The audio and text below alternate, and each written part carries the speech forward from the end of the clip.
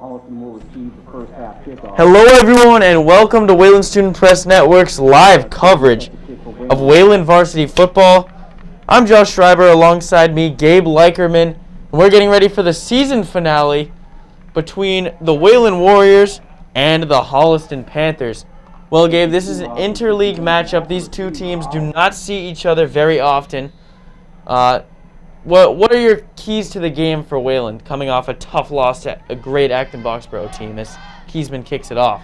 Well, for Wayland, I'm giving the ball to Jason Tucker as much as possible. He is absolutely lethal as a running back. He's guaranteed to be the fastest guy on the field out there. No matter what team he's facing, we have to get him involved, and he will destroy this Holliston defense. I can promise you that. Yeah, and Holliston starting with the ball here on offense. Well, very interesting story from Holliston. Earlier in the season, their quarterback, Kevin Balowitz, suffered an injury in their game against Norwood, in their loss against Norwood.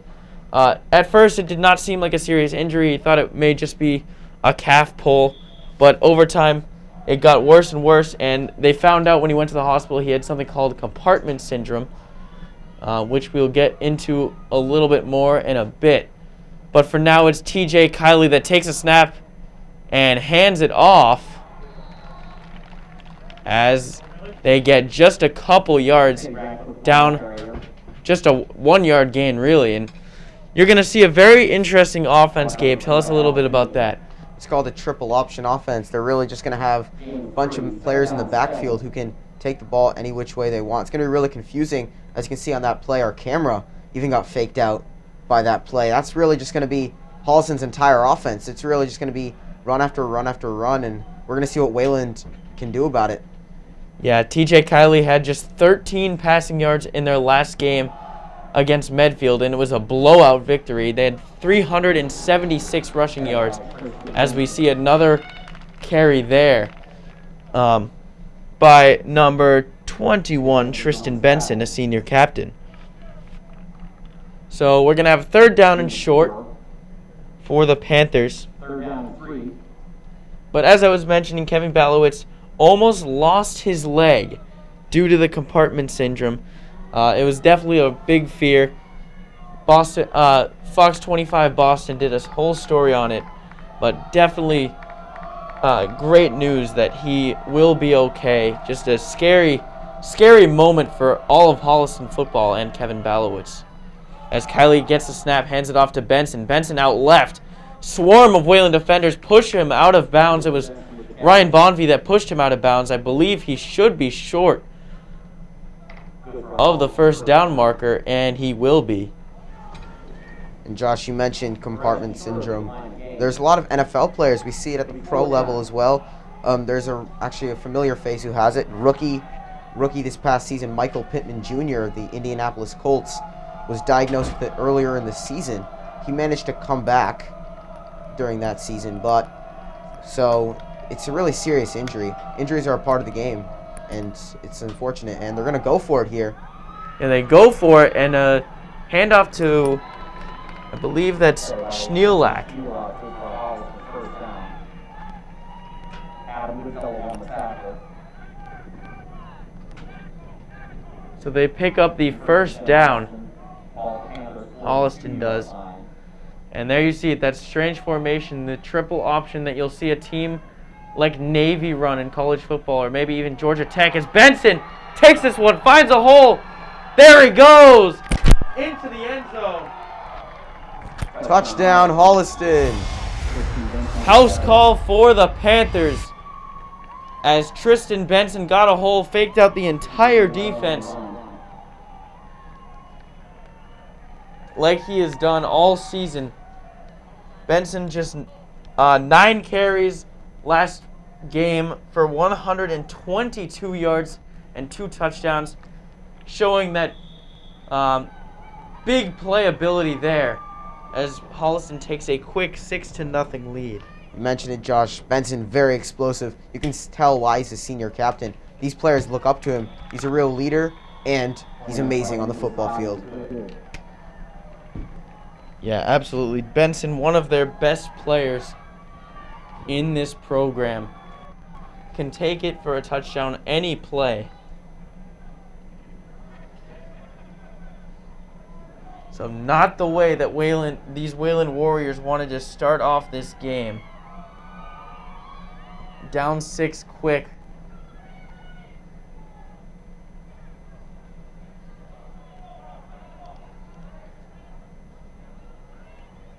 So it will be Shane Sutton and the Warriors trying to make something happen on special teams. Maybe we're finding second kick for Holliston. Shane Sutton back to receive for Wayland.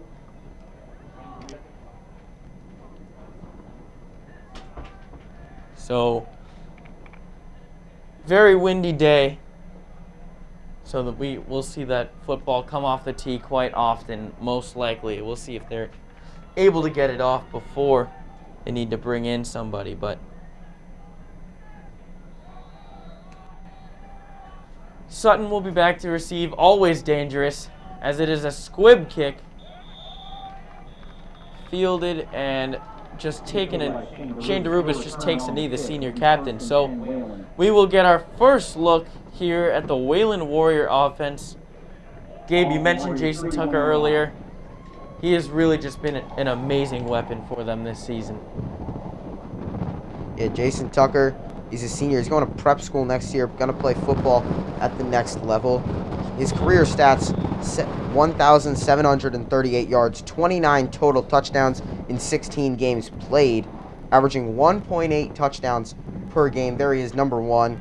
He is explosive, and this is going to be hard for Holliston to contain. Yeah, and I will mention, Gabe, those stats were from before this season starts. So 29 total touchdowns make that 44, I believe, as he has 15 this year. So definitely an incredible player to this Wayland Warrior program. And, you know, Wayland has a history of having some great running backs. Wellington Pereira right before Tucker, and actually while Tucker was here. Before him, we've had guys like Robert Williams. But really just Tucker adding his name to that list of incredible players. So, second and around 7, as Selly quick passes dropped there by, I believe that's Will Carr. Third down. Yeah, it was Carr, so not a bad pass by Taselli, just a quick pass trying to get a first down. Carr not able to bring it in. So it sets them up with a third down and around 7 or 8.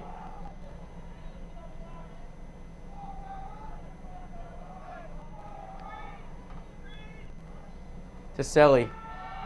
Hand off to Tucker. Tucker trying to get through the hole, but gets brought down 2 yards short of the first down. So it looks like Wayland will bring on the punt team, not being ultra aggressive here in the first quarter. Probably the right call.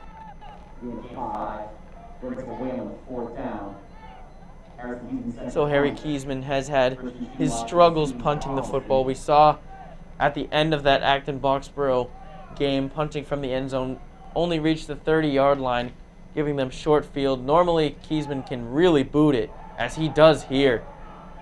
What a punt by Kiesman. Doesn't get a friendly hop, but still downs it at around the 23-yard line. That might have been the wind helping there. The weather will be a real factor in this game today, folks. Yeah, absolutely. But Kiesman is one of the best kickers, specifically in the DCL, but quite possibly in the state. You know, watching him in practice, he can kick as far as 45 yards on a field goal, and at the high school level, that's pretty impressive. So there you see some of those key defensive players, DeRubis, Dressens, and Morris, all senior captains. Dressens and Morris both going to play college football. Ryan Bonvie, we haven't talked about him a lot. He's a defensive back for this Wayland team, has shut down guys all year, as I believe that's Kiley down the sideline. No, that's Schneelock all the way into Wayland territory. And Wayland having a lot of difficulty with this triple option. Christian Schneelock had a 45-yard touchdown run in their last game, also had a fumble recovery for a touchdown. 5 carries for 114 yards against Medfield.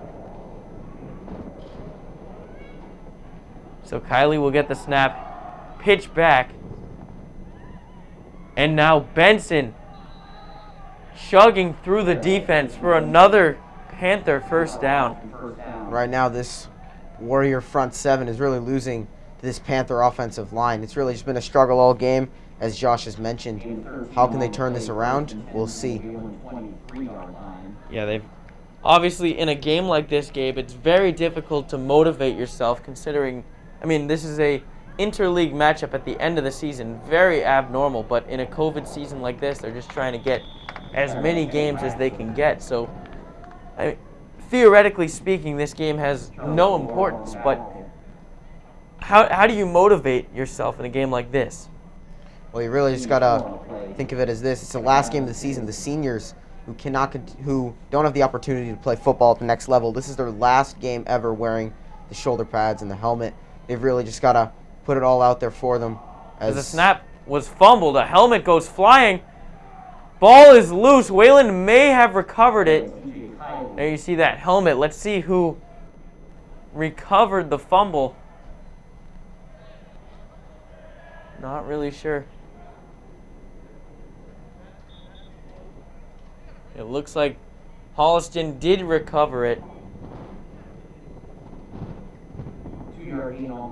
So almost that would have been brutal for a Holliston team that has driven the ball down the field with ease to just hand it over to the Wayland defense, but the Warriors unable to recover it, so it'll be third down.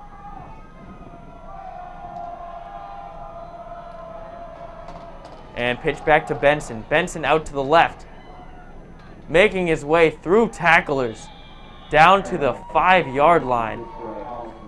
And Tristan Benson really providing a lot of difficulty for this Warrior defense, as you see some hands on hips there, already getting tired.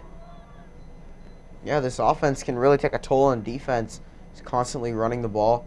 I don't know if they really necessarily expected this much running. There hasn't been a single pass thrown from this Holliston team. Yeah, I mean, normally when a team is so one-dimensional, it can be easy to stop them at times, which we saw with North Quincy in that first game. As this is a handoff to the right and into the end zone. Holliston Panthers out to a great start. That was senior captain Theodore Ratcliffe. He's actually listed as a wide receiver. He got into the end zone there.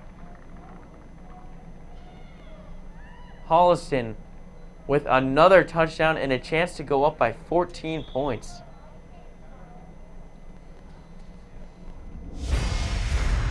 Here's the replay. Ratcliffe takes it to the outside and just has that speed to seal the edge and cross the pylon. Yeah, a nice job by Tristan Benson on the block that you saw there on that replay. So, not really sure what's happening here. If maybe Holliston is opting to go for 2. But it seems like they're taking a while to get either a kicker or the rest of their offense onto the field. Pews are just looking over to the sideline.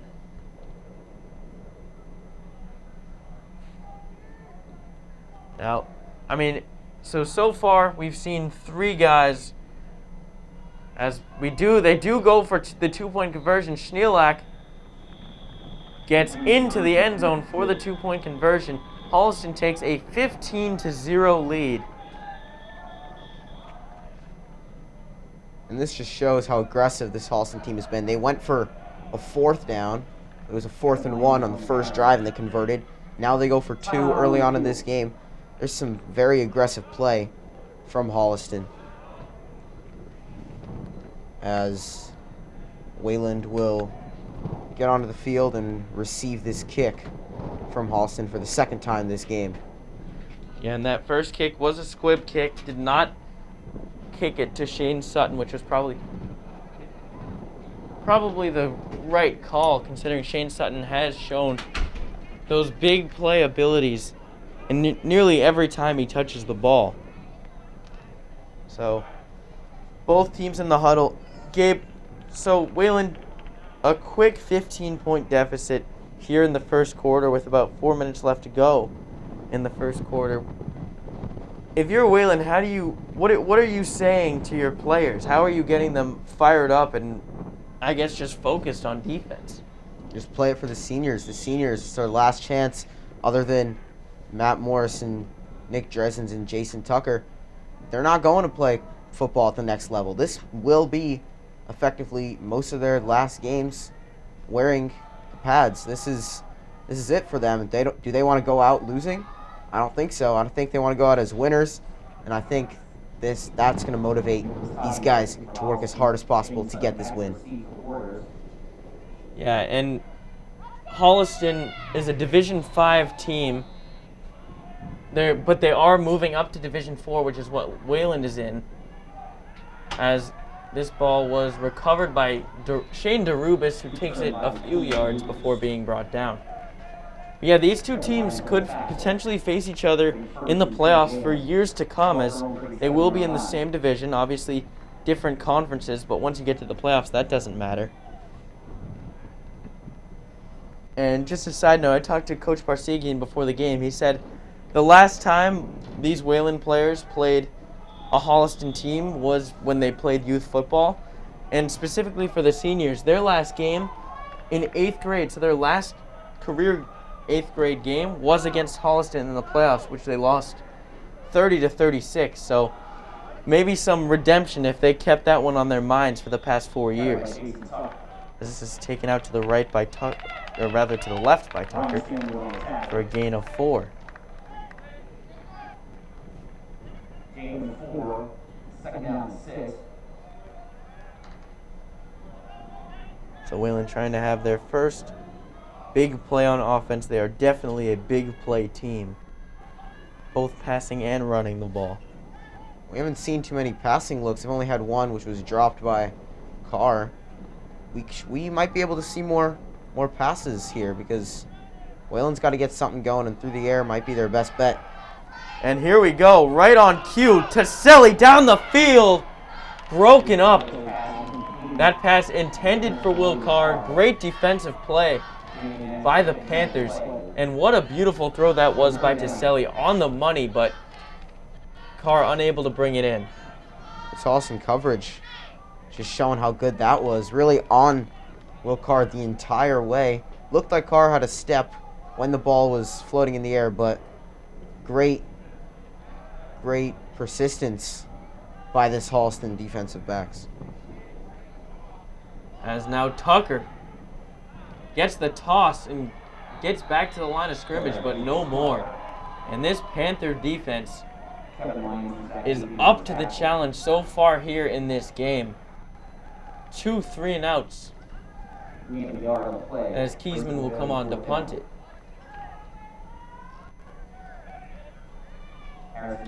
Harry Kiesman, not your typical punter. He's actually on this offensive line unit. It is not often that you see a kicker or punter, which he happens to be both, on the offensive line. Normally it's either a position player, the quarterback, something like that, but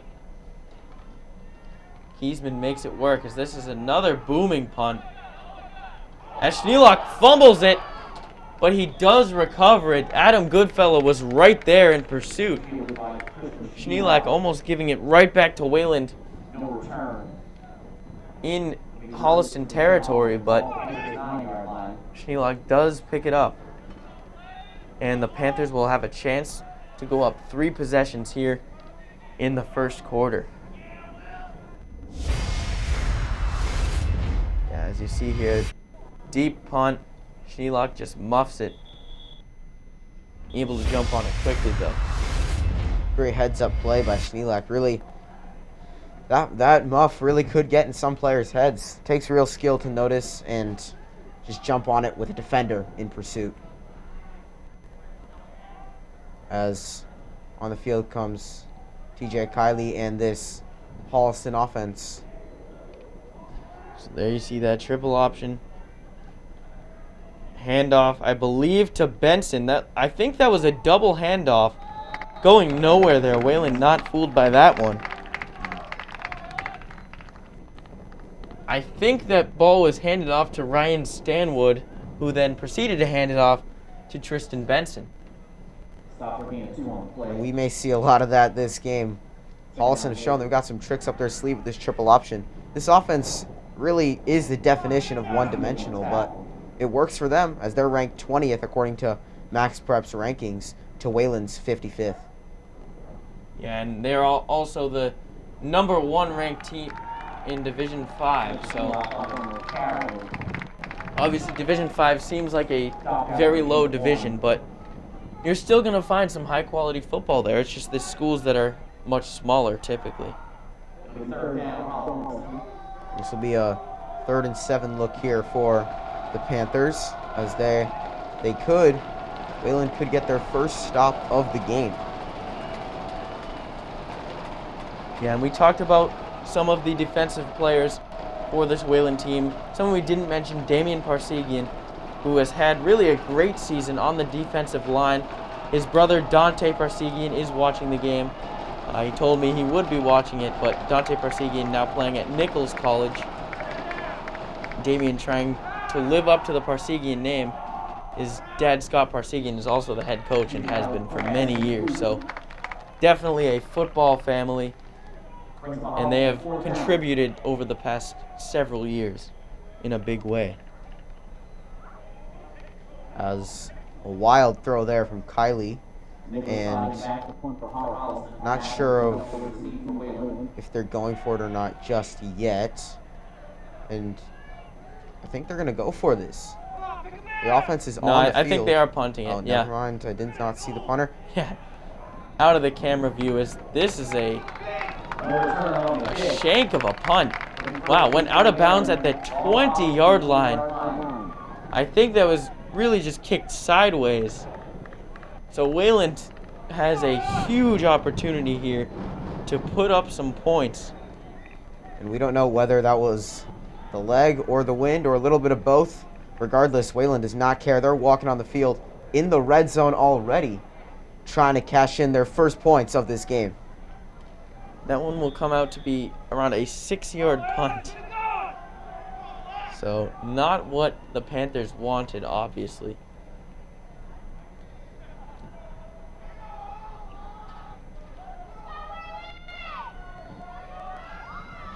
And handoff. Tucker through the hole. 8-yard carry as he just took that one straight up the middle, put his head down and got 8, showing that burst of speed. That also shows Tucker's size. He may seem like he lacks in it, but he has the ability to get through those tiny holes with that size, and turns out to be good for him on that play. Gain of 8. Yeah, just a very slippery runner. Very hard to bring down. As that will conclude the first quarter. Well, Gabe, obviously not what the Warriors wanted out of the first quarter, but now they do have a great opportunity to score. 2nd and short. What did you see in that first quarter? I mean, I just saw really good defensive play from the Panthers, forcing 2 3-and-outs from Wayland, and just saw Tristan Benson just destroying this Wayland defense. This Wayland front 7 just could not keep up with him or this triple option. Showed improvements on that last drive, though. 3-and-out for the Panthers. But now Wayland, like you said, knocking on the door. They're right there. If I believe that's 12 yards away from a touchdown. Yep. Let's see if they can get it and what Coach Parsegian has to say to his team at the end of this first quarter. Yeah, and if you're just joining us, I'm Josh Schreiber. Alongside me is Gabe Leikerman. This is the season finale for the Wayland Warriors varsity football team. Obviously, has been a very strange season. Not having a fall season this year due to COVID. took a while for them to get back going. Started up in March. But they did end up getting 7 games in. This is their 7th game. Only had one COVID issue, and in that game they were able to reschedule it from playing Weston to switching that to play North Quincy. So definitely impressive that they were able to get all these games in. And we will switch sides here because of the quarter end. And so this is a handoff. Oh no, play action pass in the end zone. Did he catch it? No, he did not. They say he trapped it. Just a little bit short of the receiver was Tiselli. Had 2 guys wide open. One was, I believe, Nick Dressens, the H-back. The other was Will Carr. So Will Carr, we already knew Will Carr was Tiselli's top target, but he's gotten every target so far passing the ball. And doesn't have a single catch. This may be a sign to start looking elsewhere, or they can try to get him going, because he's having a slow start right now. 2 drops already on the game. So Tiselli handoff to Tucker. Tucker gets met at the line of scrimmage by number 9, Timothy Aylward. Great defensive play.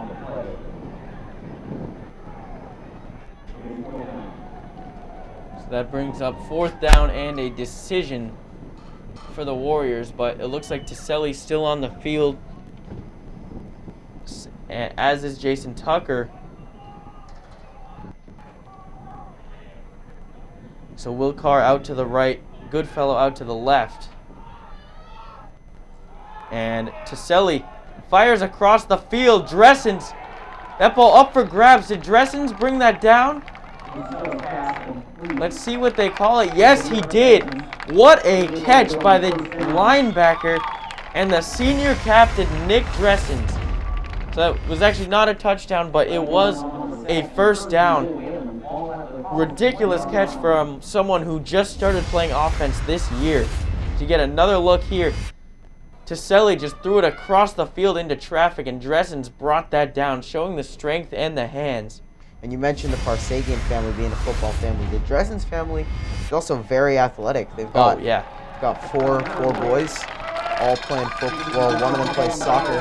He's actually the team captain of the soccer team. The other 3, big football guys. We have a really talented group of boys there in the Dressens household. This will be 1st and goal from the 1 here for the Warriors. Was it called a touchdown? Yeah, okay, so it was a touchdown. I'm sorry about that. House call for the Warriors, Nick Dressens. Unless we missed a play within there when the camera went off, but so we apologize if we were not able to see the touchdown.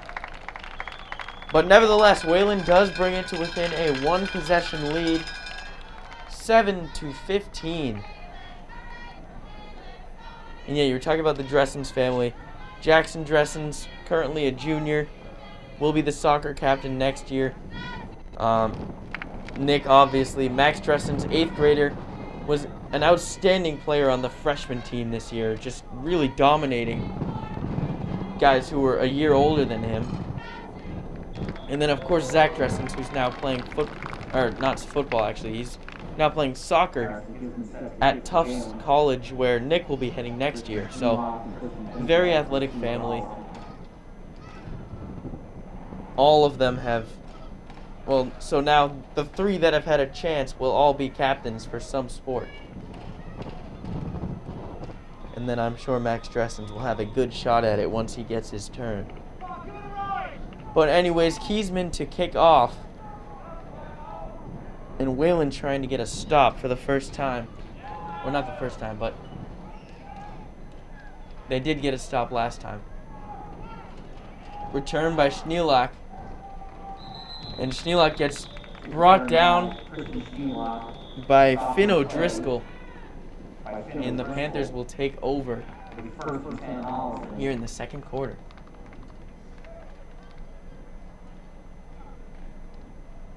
Ball from 26-yard line. So Gabe, a real opportunity for the Warriors here to get a stop and have a chance to tie up the game.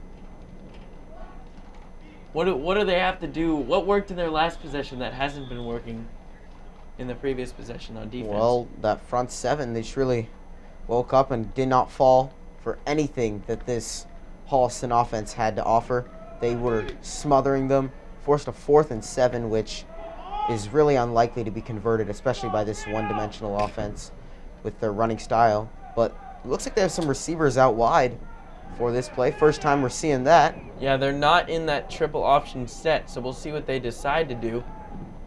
They do still hand it off, going nowhere. Tristan Benson gets brought down by a whole bunch of tacklers.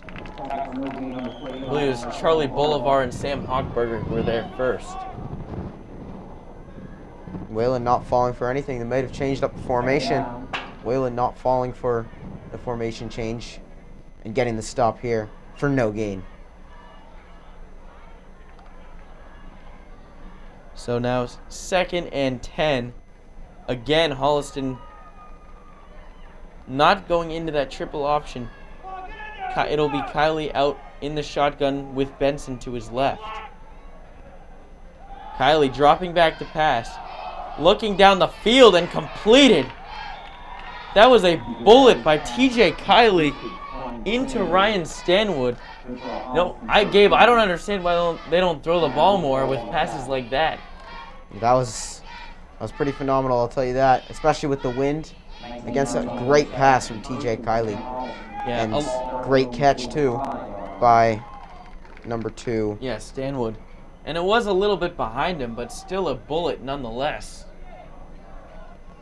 Now Wayland might have another thing to worry about, because now Holliston might start believing in their pass game a little bit more.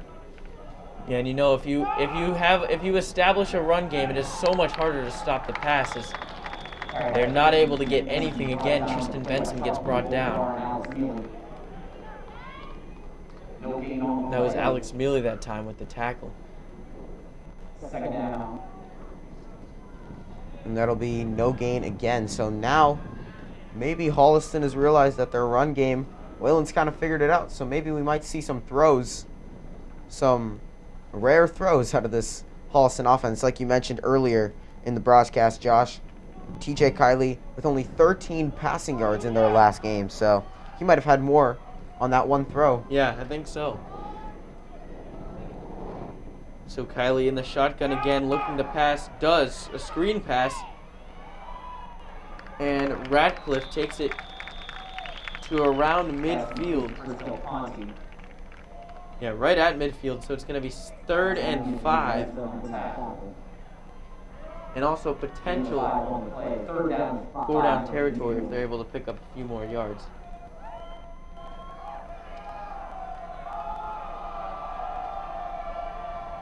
So the Panthers still shying away from that triple option formation for now on 3rd down.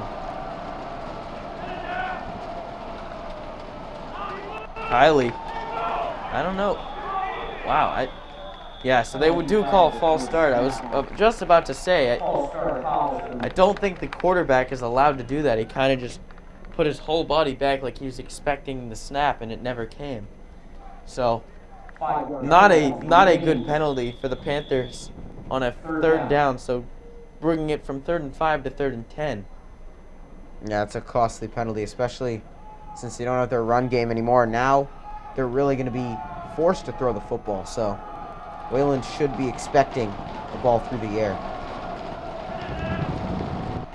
Yeah, you're right, Gabe. We'll see what they decide to do. Kylie dropping back to pass, fires it down the field, and caught. Schneelock gets the 1st down. About a 15-yard pickup for the Panthers in a big 3rd down conversion. Yeah, they really needed that one. Really, the penalty kind of hurt their chances, but TJ Kylie ignoring my comments and throwing that ball, a bullet to the receiver, getting them that 1st down and continuing the possession. So here's a handoff,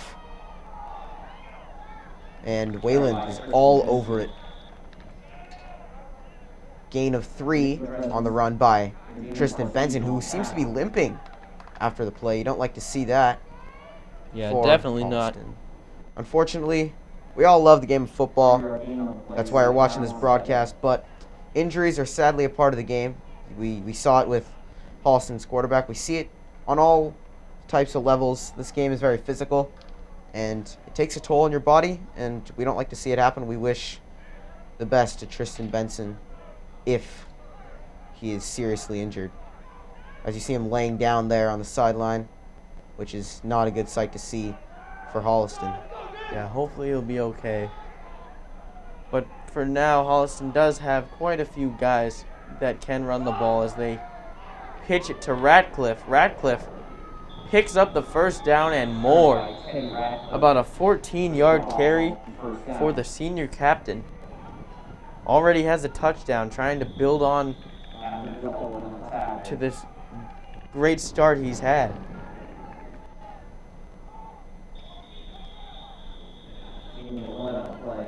So an official timeout. Not really sure what this is about, but we'll see what they do come up with when we get back. Or not when we get back, but when the players get back on this first down play upcoming.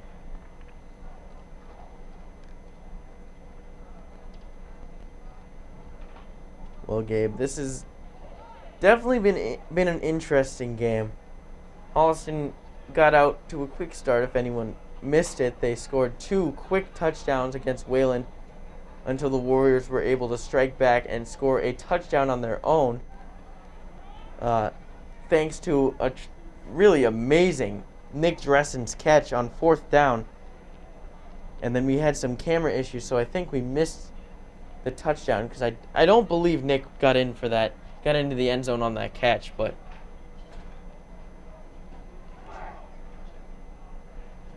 so yeah, it was a 1-yard touchdown run that unfortunately the cameras missed, but as we had some technical difficulties. But anyways, 15-7 Holliston. Holliston now into Wayland territory with a chance to extend their lead on first down, back to that triple option formation. Kylie getting the snap, and Benson right back in the game. That is a great sign. And he gets about 2. Yeah, good to see Benson back in the game. Obviously, we're rooting for Wayland over here, but still don't want to see a player, especially of his caliber, go down with an injury.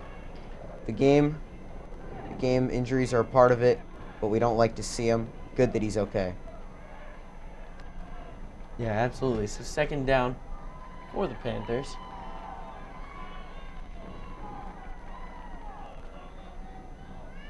So really just a guessing game for Wayland at this point. Will they be in the triple option set or will they not be? They are right now.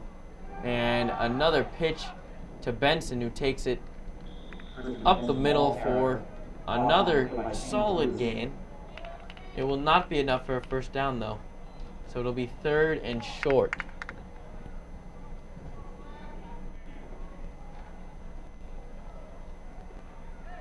Yeah, 3rd and about 1.5 yards. A long 1 yard.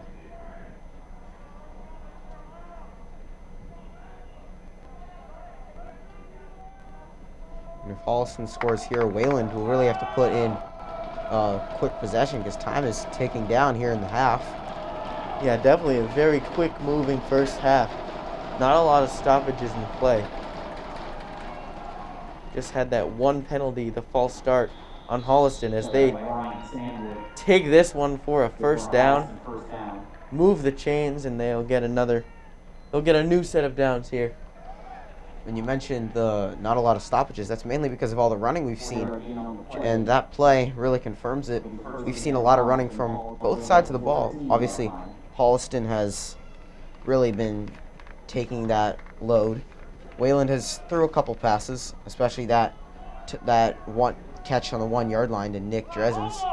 But as you see here, Holliston's really just taking time off the clock, which is a smart thing to do with the field position they're in and the time on the clock. So Holliston in the red zone. Interesting running play. Stanwood into the end zone for the touchdown. What a play by Ryan Stanwood. Had a little bit of a spin move there, and then sort of just got pushed by his blockers into the end zone. Holliston takes a 2-touchdown lead. They're back in front. That's not what you want to see if you're Wayland. You got off a stop, your team scored, now you give up another touchdown, and Holliston is going to kick this extra point. And extra point is good. A line drive kick through the uprights. A lot of power on that kick. Not a lot of height, but it definitely had the distance. That kick was by Nicholas Cotting, who's a wide receiver and linebacker, but plays kicker for Holliston, and he has drilled that one through the uprights. And now it's 22-7. Here's the replay of that run. Yeah, you see it right there, that spin move, and then just Wayland was just unable to bring him down. And it can be very difficult to tell who really has the ball, especially if you didn't see the play at the beginning of it. So it kind of seemed like the Wayland defenders just didn't really see him until it was too late. Yeah, the whole point of that triple option is anyone can get the ball. That's really the whole point of it. There's 3 guys in the backfield. The quarterback can take off, the fullback can take off, and the running back can take off. Wayland, it's just, or any defense, it's hard for them to point out which player has the ball in their hands, and on that play, they just couldn't do it, and it cost them. As this ball is kicked down the field, Shane Sutton slips and goes down at around the 10-yard line. So very unfortunate, just kind of lost his footing there. You can see he's a little bit frustrated. So Wayland has about 2 minutes and 45 seconds to try to make this a 1-possession lead. And Wayland, if I'm not mistaken, Josh, they will receive the second half kickoff.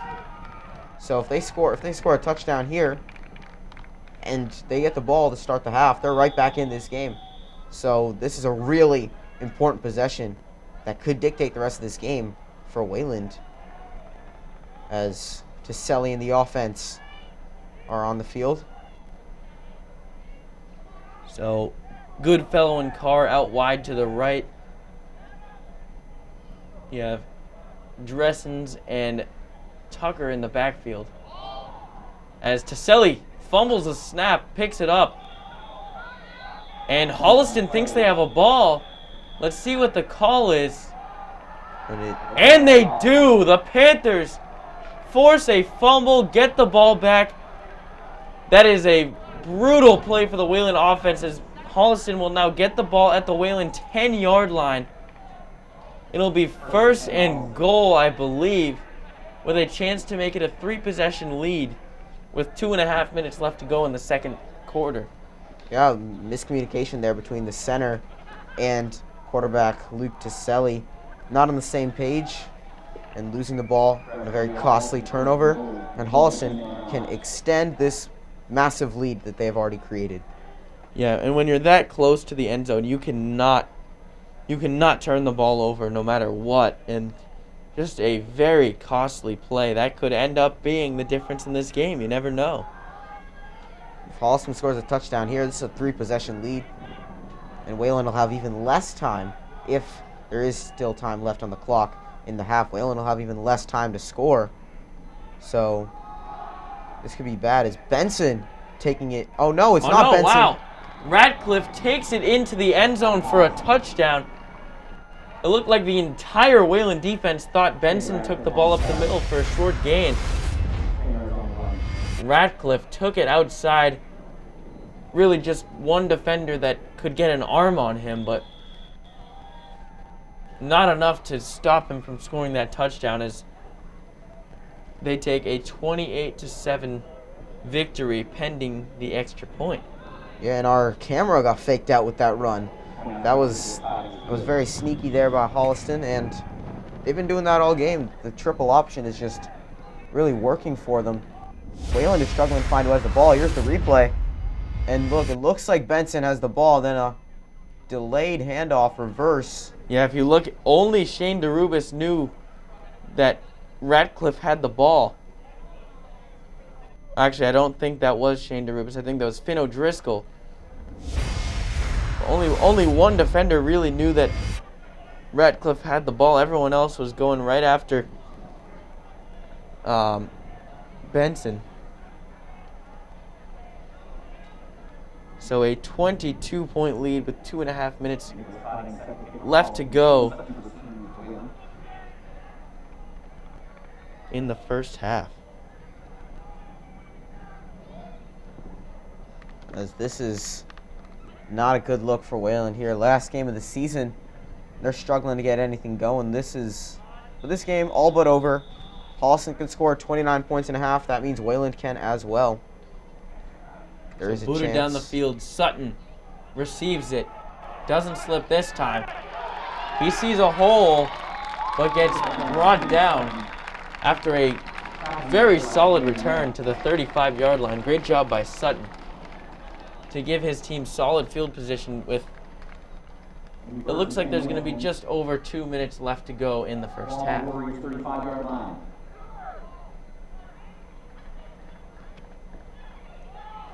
So Tiselli in the offense, 65 yards to go until they reach the end zone. We'll see if they can do it. Got to hold on to the football, though. Ball on the right hash here.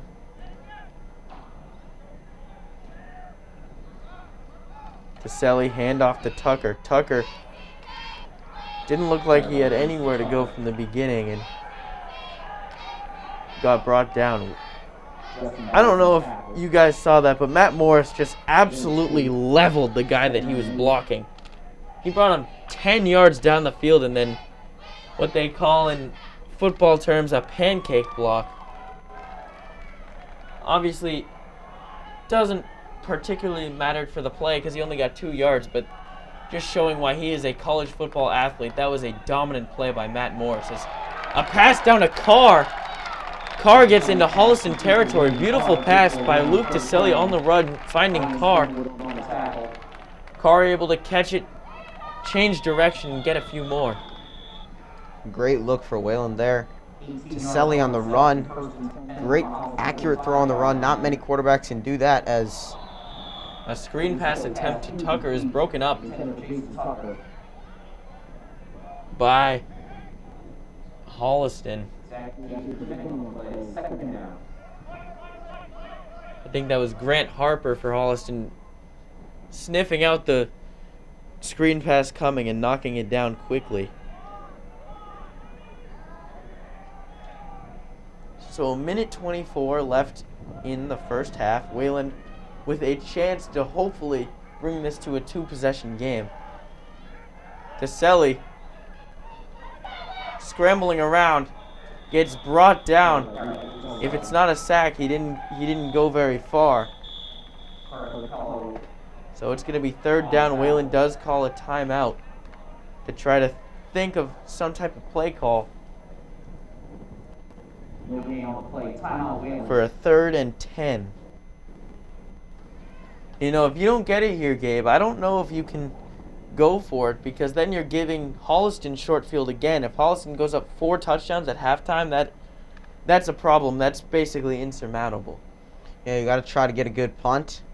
Maybe the wind can either help you, depending on the way it's going. Obviously, we can't tell from in here, but try to get a good punt and go into halftime. Really just try to motivate yourself for the second half if you don't convert this play. And I'm pretty sure they are kicking into the wind, so not favorable for kicking or punting, but Harry Kiesman does have a strong leg.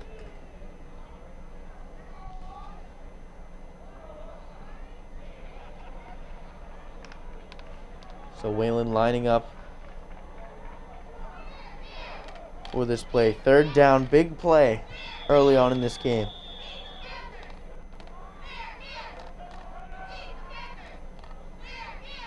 Caselli with Tucker in the backfield. Goodfellow out wide to the right. Caselli, a lot of pressure quickly, throws it to Tucker. Tucker picks up the first down. Caselli got hit there before he was able to throw it, or after he threw it. Hopefully he's okay. We'll see if we can get him back in a frame. He is okay. The clock is running though. Wayland hurries to the line here. They've got to get the snap off. They do. Caselli, quick pass to Goodfellow. Goodfellow gets out of bounds. Great job by Adam Goodfellow to just catch that one and get out of bounds quickly to stop the clock. So 47 seconds left in the first half. 23 yards to go for the Warriors. First down. And if they keep targeting the sidelines on the passes and even the runs, they could definitely score here. Obviously, running out of bounds stops the clock from ticking down. So now Wayland has time to think of a better play call instead of just hurrying to the line. Yeah, timeout here by Holliston. Wayland typically likes to take shots on first down, so maybe they'll go for a shot for the end zone here. It would definitely not surprise me.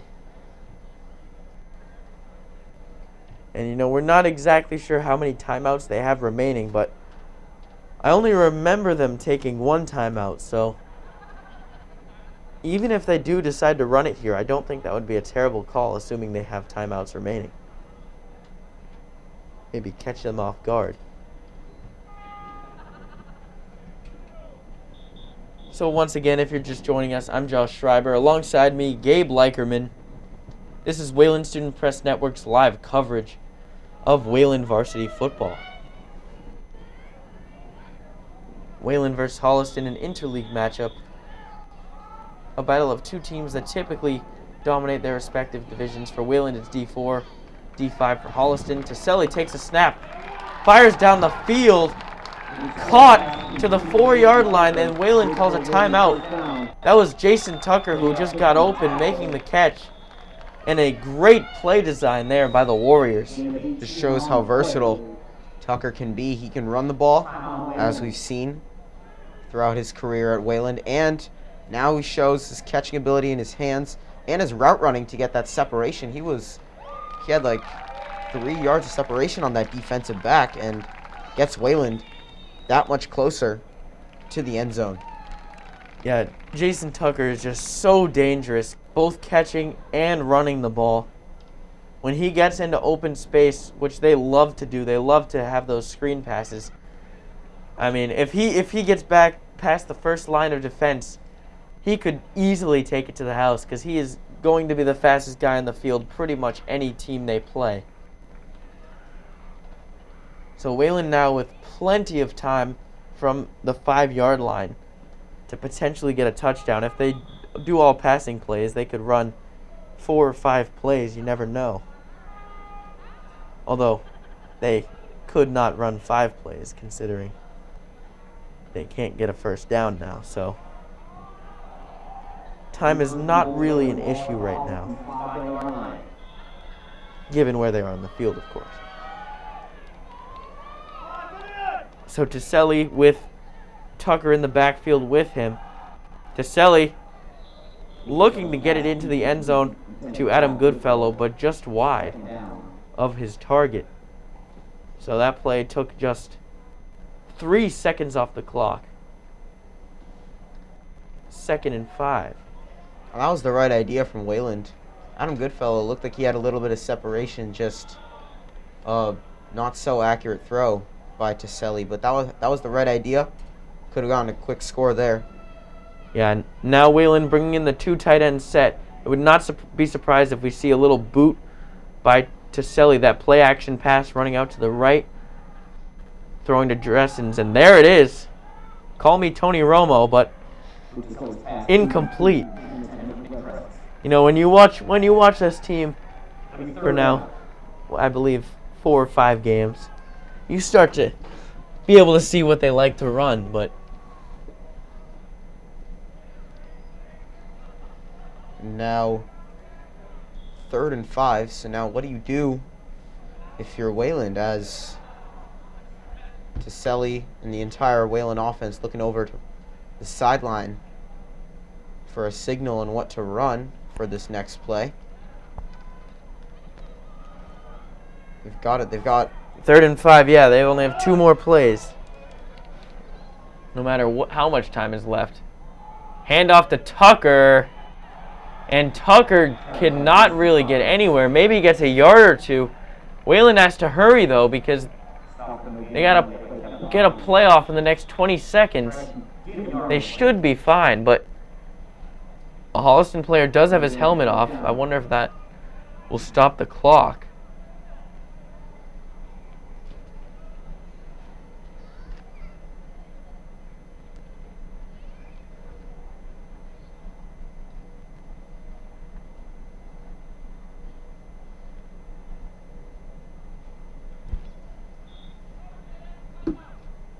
So, not really sure what's going on. There was a timeout by somebody. It may be on Holliston, considering they may have had to take a timeout due to the player for, I believe it was Zachary Athy, the senior captain. His helmet came off, so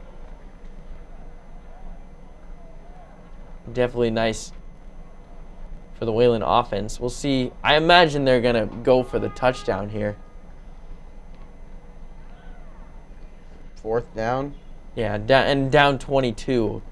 Field goal doesn't do you a whole lot of good. Yeah, I think you've really just got to aim high with that touchdown. 6 points on the board, plus the extra point gives you 7.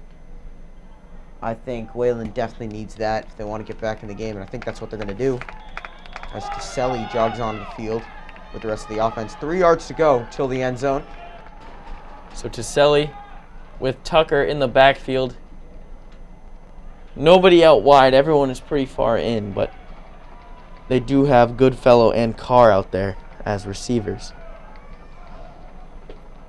Caselli takes a snap, pitch to Tucker.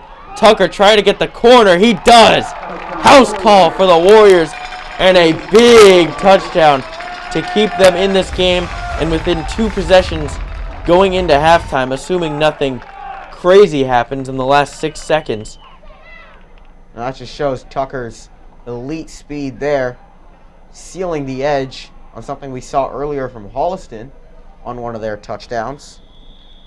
Sealing the edge as Wayland will kick this extra point.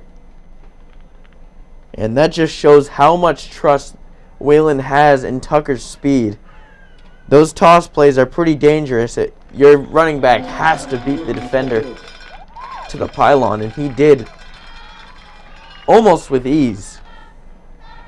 So Wayland, after drilling the extra point, now down 15 points, 9 seconds left to go.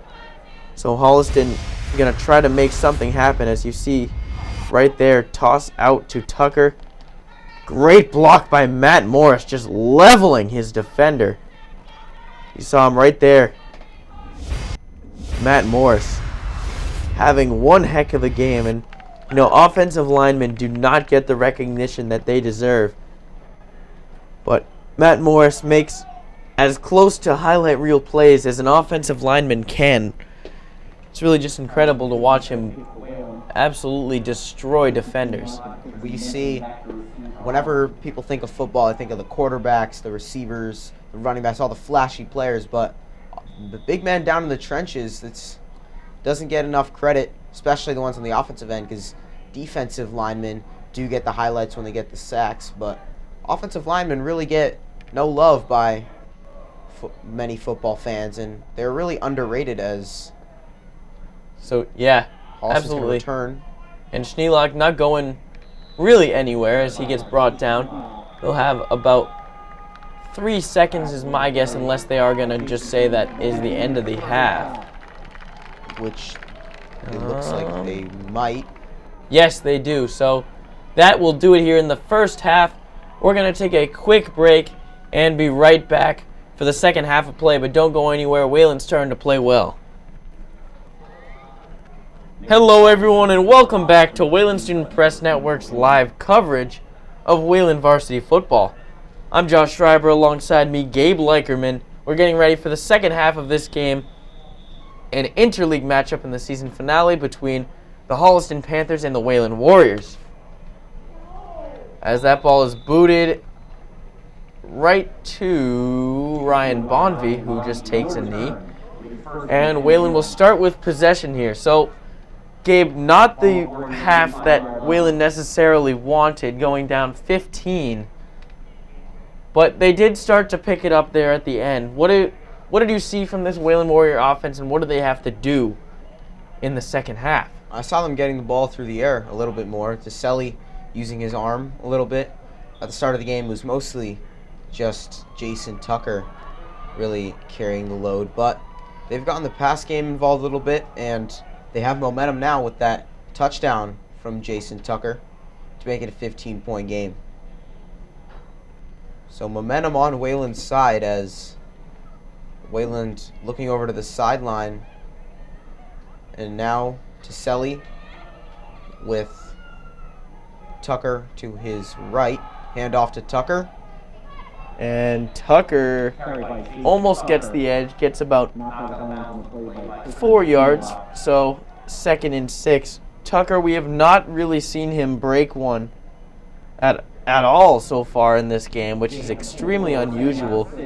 And I think the offensive line is sort of just struggling early on in this game, aside from Matt Morris, who we have seen absolutely dominate everybody he's faced. It is a young offensive line. They have a lot of potential, but very little experience. That is a pass down the field to Will Carr, and that is caught. That was a really good catch by Will Carr to adjust to that. It was a short throw, I think sort of intentionally, because there was a safety back deep. So a good job to place that ball where there was no defender, and an even better job by Carr to adjust and make the catch. Yeah, nice play action there from Tiselli. And great job by Carr to track that ball through the air and make the play. So Tiselli now gets the snap, looking to make a quick throw. Now scrambling and gets brought down for a sack. He almost threw to Goodfellow, but set it against it, probably wisely, because there was a defender sort of creeping, waiting to make an interception. And a turnover, the last thing that Wayland could have right now. Yeah, that would just be completely demoralizing. Especially after momentum seemingly turning to them after that late score in the first half. So Tiselli now, after the sack, takes the handoff, read option, has some room to run, picks up the first down and more. Down to the 26-yard line. Great job by Tiselli. Not the fastest guy, but he can definitely run. Pick up some good yardage. Showing those legs there. Tiselli showing that capability, improvising, and took the ball to the left for a solid gain, and more importantly, a first down. So now Tiselli and the Warrior offense looking to the sideline for the play call. 4 wide receivers in there. That 4th one is O'Driscoll, along with the 3 usual. As Tucker picks up 1 before being dragged down. Gain of yards, 2nd down and 9.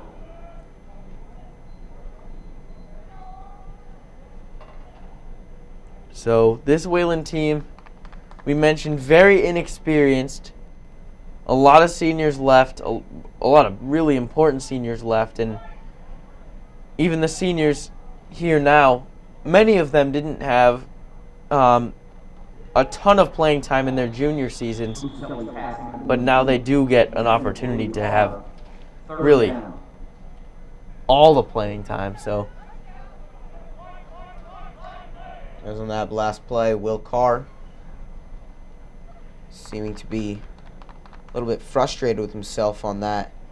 it was a difficult pass thrown behind him, but he seemed to think he should have caught it.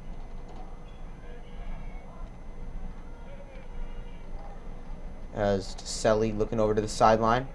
along with the Warrior offense looking for the play call.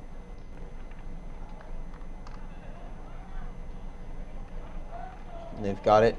Yeah, taking a long time to get the snap off. An empty backfield here for Taselli, something we haven't seen a lot of this game. Usually Tucker either to his left or right. Now empty backfield here for Wayland. And they have 5 wide receivers out wide, something we really haven't seen all season, as we see an incomplete pass there. Not sure who the intended receiver was there. I think it was Will Carr. Just overthrew him a little bit.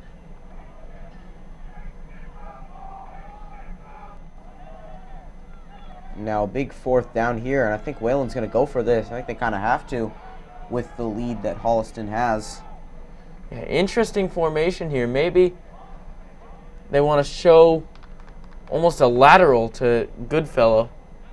And Goodfellow is a quarterback, so he can throw. And he does. And completes it to Finn O'Driscoll for the touchdown. House call for the Warriors on the trick play. Adam Goodfellow threw an interception in the last play of the game against Acton Boxborough on a trick play to end the game. Gets his redemption here. He'll likely be their starting quarterback next year, showing off the arm on a beautiful pass to O'Driscoll in the end zone. And a great call there from Josh calling the play. Before it even happened, Tony Romo better look out for his job, because Josh may or may not be coming for it, as that extra point is up and good. And Nice Wayland, sunset view there. you mentioned it, and Wayland is right back in this game. Yeah, down just 8 points now. There you see the replay. Lateral to Goodfellow. Goodfellow winding up. Nice pass into Finn O'Driscoll. I think that was Finn O'Driscoll. Yeah, it was. And the defensive back covering O'Driscoll just kind of thought that Goodfellow was going to take off with that screen, and didn't. And he was really shocked to see Finn O'Driscoll wide open in the end zone for an easy touchdown. Yeah, and Gabe, to be honest, I am a little bit surprised at how well that worked. Because, I mean, we could see it from here. It was obvious that Goodfellow was lining up behind Taselli, indicating that they might try to do a little bit of a double pass there, and that was exactly what they did. It worked perfectly. Yeah, like Goodfellow was just wide open. That was the intention, and Holliston really not alert enough to read that. And this game has become a ball game again. Wayland is only down 8 with 1 possession, as Holliston's going to return this. Schneelock looking for somewhere to go. He has it, but now gets thrown down by Alex Mealy, the junior linebacker, who has really had a breakout season. He will be the guy that, I guess, Nick Dressens and Shane DeRubis have filled that role as, I guess, both are the quarterbacks of the offense. It's really Nick Dressens as the official middle linebacker, but Alex Mealy is going to have that role next year, and if judging by his performance this year, they are in good shape at the linebacker position. Now Holliston going to take the field on offense for the first time in this half, behind TJ Kiley, who has thrown a couple passes. He's been all right. He's completed a few, and now look at this formation, right back to it. Yeah, that triple option, and somehow that ball got to Schneelock. I have no idea how that happened. That was a crazy play. Yeah, I do not think anybody saw that one coming. Wayland seemed to be all over it. I thought that ball was on its way to the left side of the field, but Wayland reading it well, stopping them for only a gain of 2, and will be 2nd and 8. Yeah, when you have a triple option, it's basically, for the defensive players, it's really just get off your block and tackle whoever it looks like has the ball. As this one is a pitch to Benson. Benson There is a flag in the backfield. This will likely, typically on these calls, it's a holding, as there's a player down for Holliston. But he's okay. No, yeah, it looks like he is okay.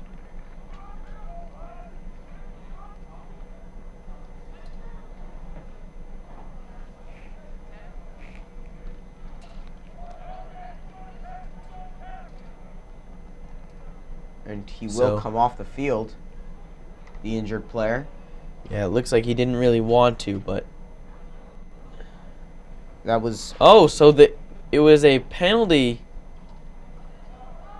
I think, on Wayland, as it looks like they're moving the ball forward. We'll see once we get this all sorted out. It may have been... Yeah, so it was a penalty on Wayland, so it's going to be first down. And a handoff to the right, not really going anywhere, Stanwood. I wonder if that penalty called had something to do with the injury. Maybe a Wayland player went low, below the knees. That could have been it, but we were not able to see what the official call was. It is not typical to see a defensive penalty in the backfield.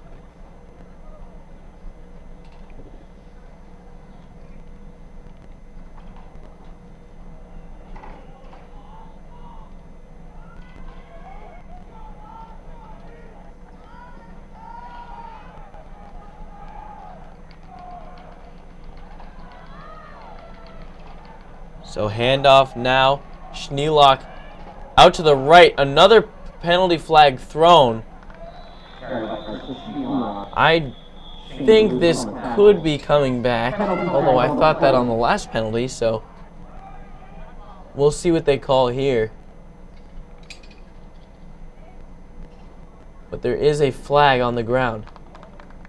Yeah, it is coming back. It was a holding. So scrap that play, as the ball will be moved back for second and long.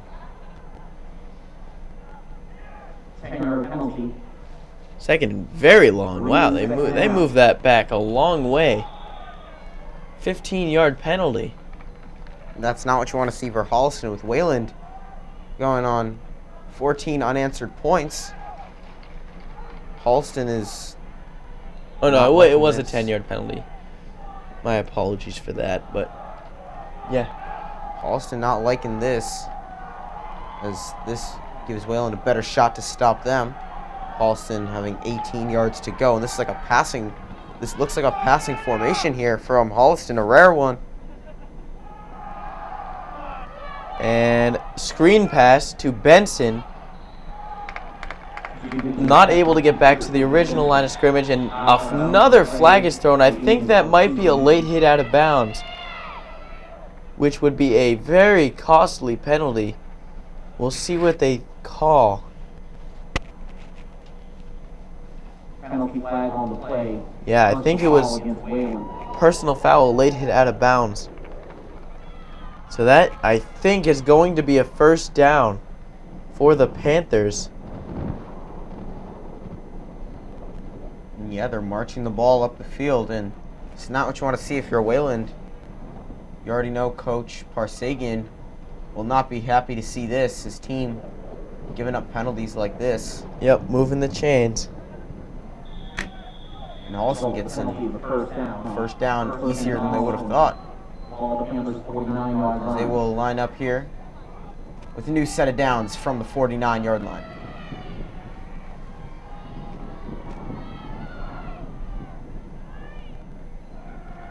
And a play action pass. Kylie down the field. That is incomplete, intended for Stanwood. Kylie looking to throw that deep ball there for the first time. It was incomplete, though. So 2nd and 10 for the Panthers.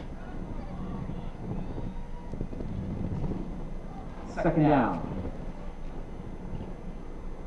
And we didn't really get to see how the play unfolded downfield, but looked like a really huge arm that TJ Kiley has on him. Just unloaded that pass. I don't think any one of us saw that coming. Yeah, no, after a lot of screen passes, but now not in that same option formation, but Benson getting the handoff. A great open field tackle by Adam Goodfellow to potentially to limit that gain to around 10 yards. They do pick up the 1st down. I think they're going to give it to him. 3rd down. We'll see where they spot it.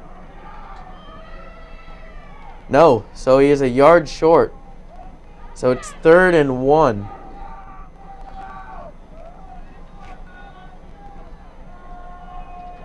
As this could be a big play for Wayland here. If they stop them, they get the football right back. A chance to tie this game if they go for 2 and get the touchdown.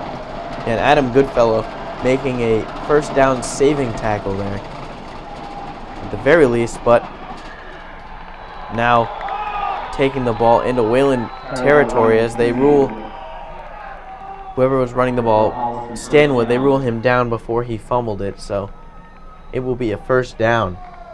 Adam Goodfellow and William Carr on the tackle. And I like that Wayland's being aggressive there on that play. Just ripping the ball out, trying to get it out. Unfortunately, quarterback, or Stanwood, my fault, was down. It was still a very aggressive play from Wayland, and almost got the turnover they needed to get the ball back on offense. Yeah, and an official timeout called here. I don't think it was a timeout called by either team.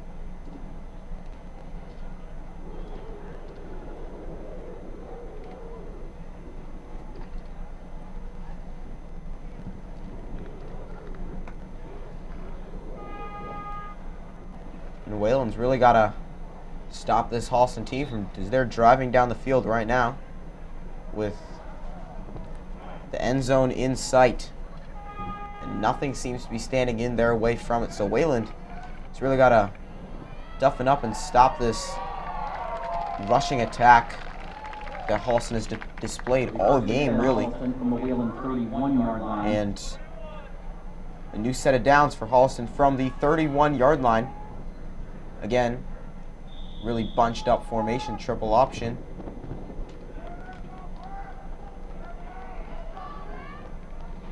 Yeah, there is that triple option. It looks like they have, an offensive lineman in the backfield helping block. Christian Benson with the carry.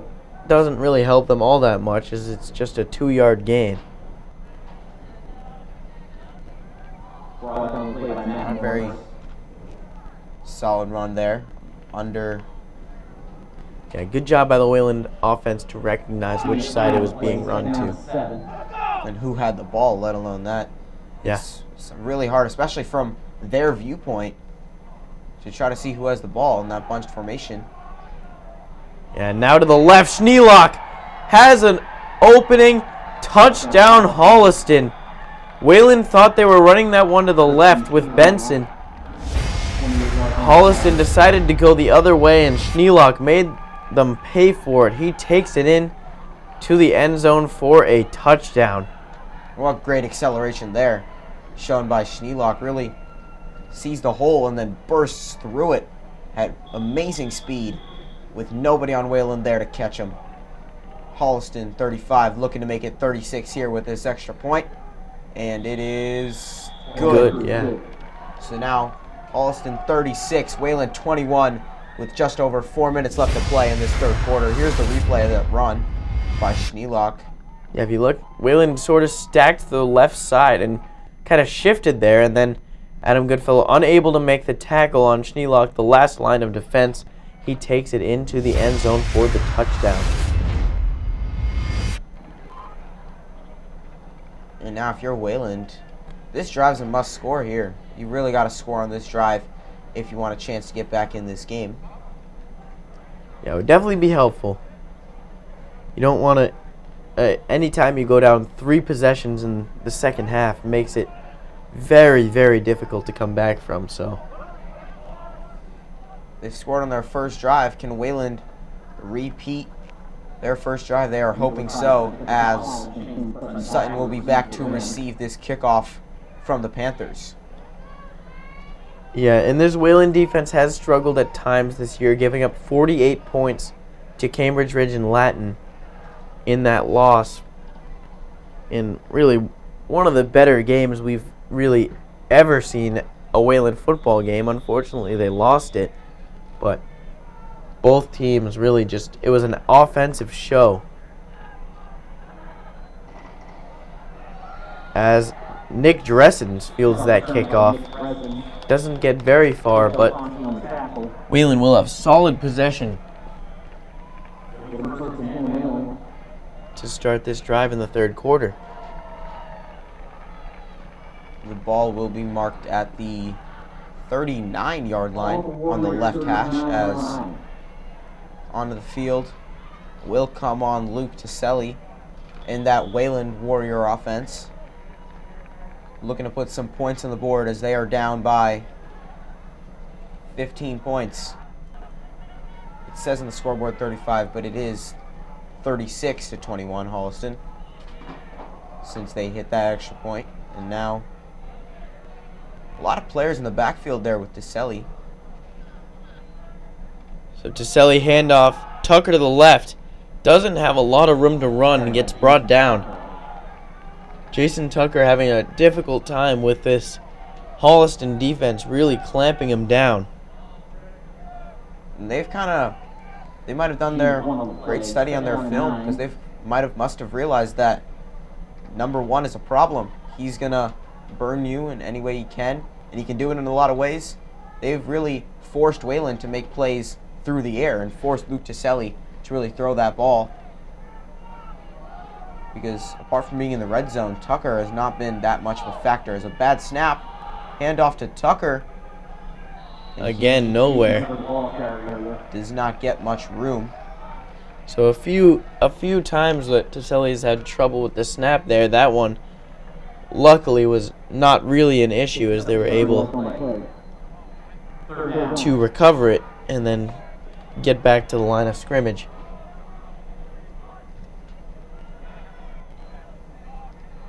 Tucker to Tiselli's left now.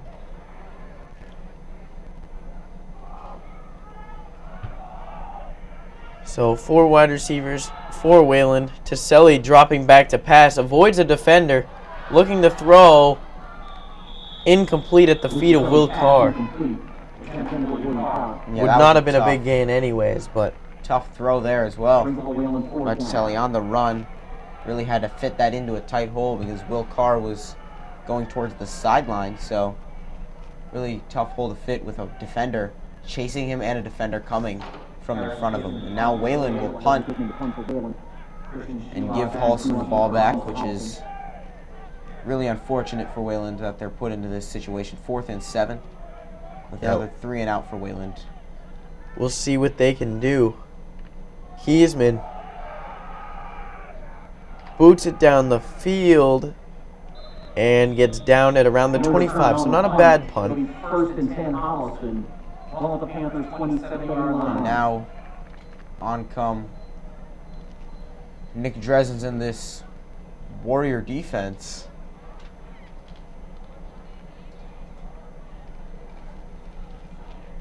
So As Holliston huddling to get their play call after a great touchdown run. yeah, that was Schneeluck on that touchdown run. So we'll see if Holliston decides to go back to that option or maybe go back to the shotgun, which they have shown us both in this game. And two receivers out wide, one on the left and one on the right, and one in the slot to the right, as there's a handoff. Handoff to Radcliffe, and I think that's going to be a holding. There are now 2 penalties thrown. So we have 3 flags thrown. We'll see if those were all separate penalties or all for one of them, but I couldn't really tell who it was. It might have been Will Carr that sort of got turned around and wasn't able to get to Radcliffe.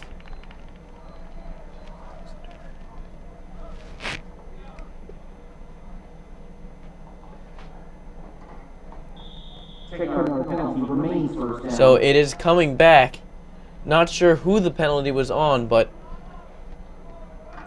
I guess it was all just for one penalty. So whatever it was very obvious to the officials down there.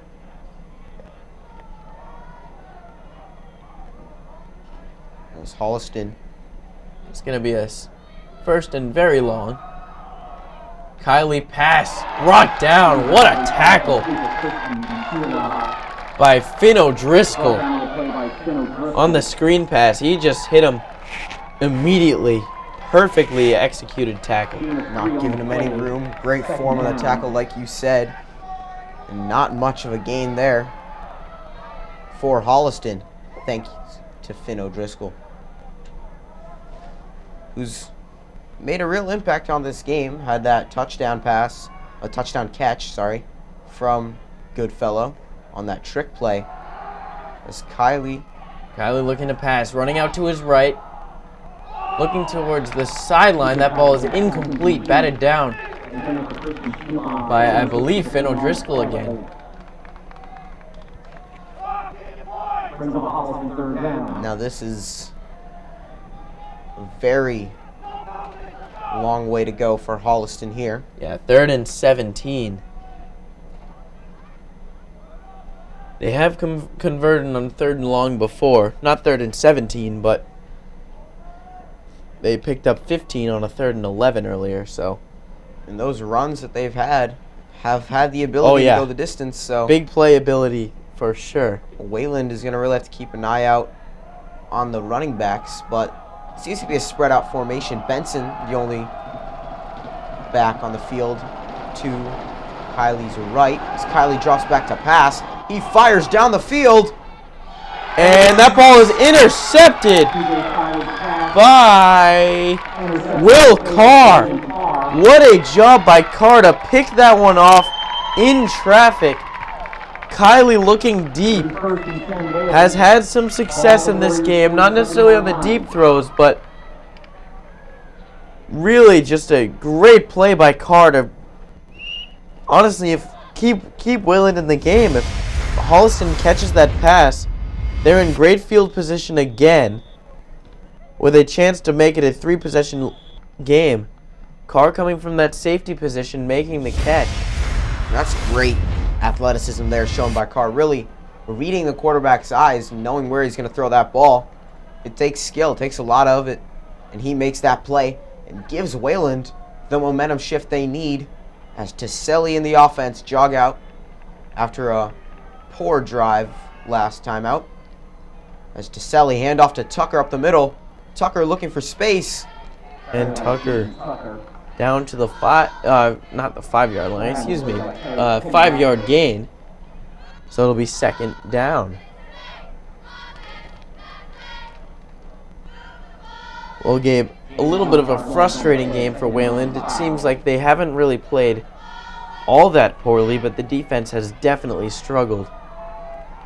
Yeah, the defense, anytime you allow 36 points, it is not a good day for you. And they're only in the 3rd quarter, And so. it's only the 3rd quarter, like you said. It's still another quarter to play. But good news that the offense also has another quarter to score some points. And they trying to get as much yards gained as possible before this 3rd quarter ends. Taselli.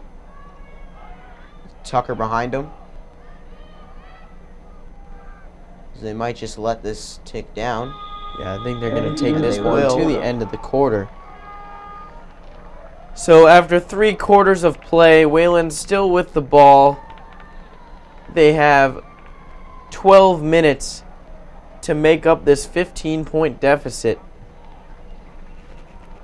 So we'll see what they're able to do. Gabe, what have you seen in this game? I've just seen Jason Tucker not really been able to get anything going off the ground. You said he hasn't really been able to break anything off major, although he does have a touchdown, maybe even one more. We just didn't see the first one because of our technical difficulties, but he definitely has one touchdown. We saw it, but other than that, he really just hasn't been able to get a big gain that we usually see him get. So Holliston's really made Taselli throw, and he's done a good job. He's really answered the call and moved the ball down the field, and Wayland would not be in the same place without him in this game, as they will switch sides because due to the end of the quarter. Holliston defense ready for Wayland to take the field, and Wayland is jogging out with Taselli and the rest of the offense. Ball on, I believe, Holliston's 43-yard line. Yeah, so it's going to be a third and very short, 3rd and inches, really. And Let's see what they decide to do. I say give Tucker a shot here right up the middle. Yeah. And they do. They do. Makes a man miss. He would have been brought down for a loss, and it would have been 4th down. A really nice juke to avoid the defender and dive for the first down. Those small plays are just very impressive. And you don't understand how tough that is. You guys watching at home.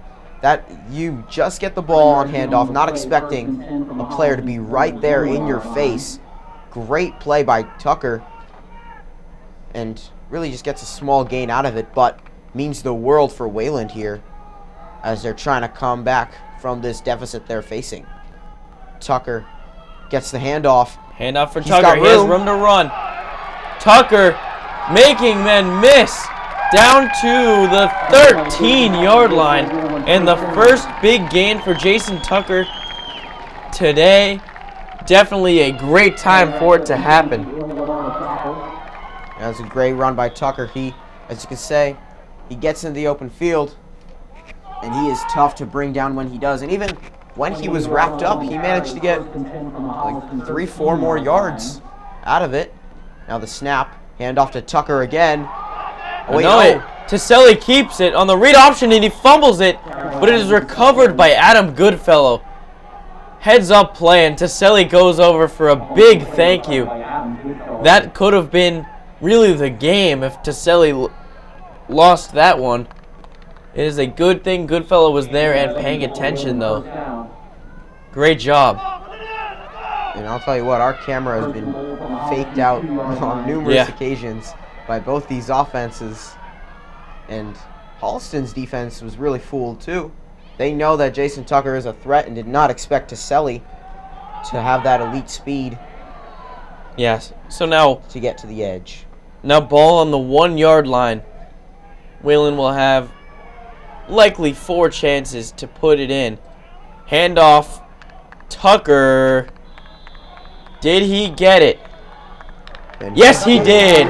House call for the Warriors. Tucker's 3rd of the game. And now, hopefully, if they can hit the extra point, they can make it a 1-possession lead. Great tough run by Tucker. And really great drive by Wayland overall. Really complete. Obviously, Taselli had that fumble on the goal line, but lucky to recover that. Other than that, great drive by Wayland. Really clean. And they're back in this game. They're knocking on the door. And this extra point is up, and it is good. So a 36-28 scoreline with Holliston in the lead with just over 10 minutes to play in this 4th quarter. So Wayland with a chance to stop and score and potentially tie up this game. Great job just staying in this game all the way through by Wayland. Not giving up. They're showing that grit. Wayland is... This football team is tough. That's one thing everyone in this town knows about them. They play really aggressive and have a tenacity to them. And they're showing this right here. They were down big going into halftime. Going in before the last drive of the half, they were down by 22 points. So this is just real good play from this entire football team to rally and help each other out and make this a football game again. So Kiesman now boots this one down the field and into the end zone for a touchback. though. Key's been showing off that impressive leg. It'll be 1st and 10 Holliston. And now Wayland needs to get a stop to make this one a realistic comeback. Ball at the Panthers' 20-yard line.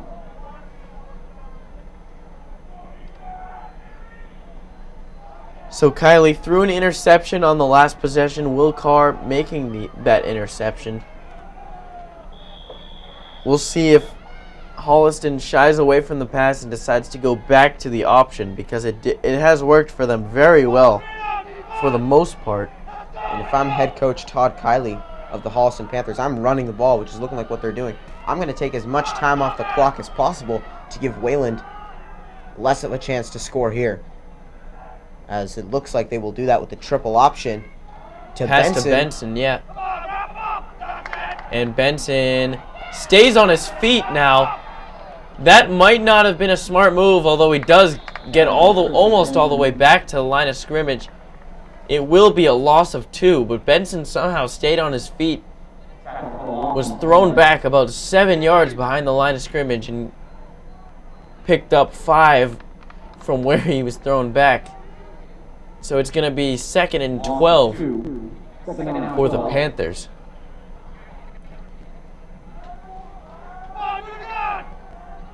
Now another triple option set.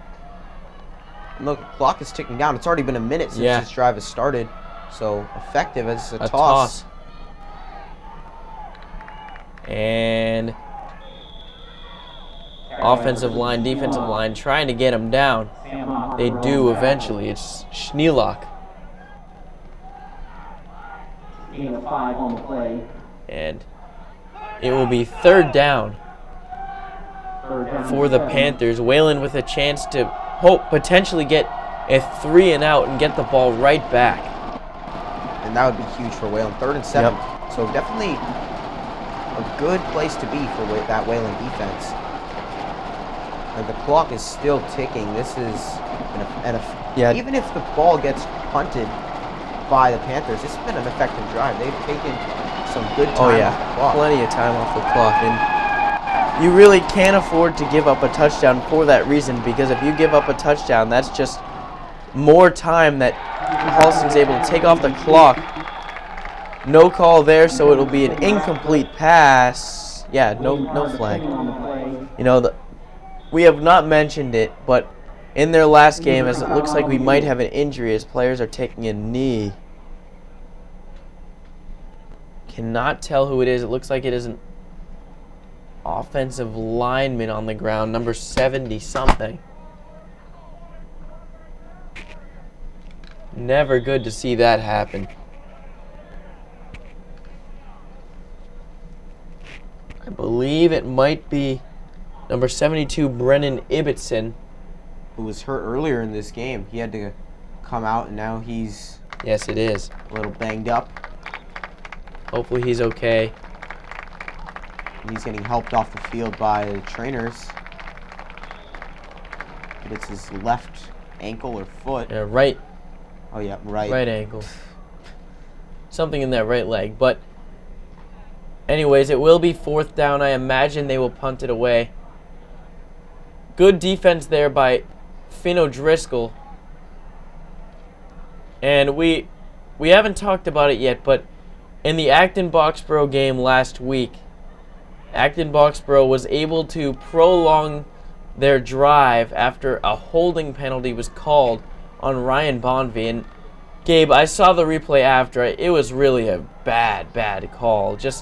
It just seemed like a call that was just, let's keep this a game, see what happens. But Wayland was very unhappy with that call and ended up losing them the game. Yeah, officiating, what can you do? It's part of the game.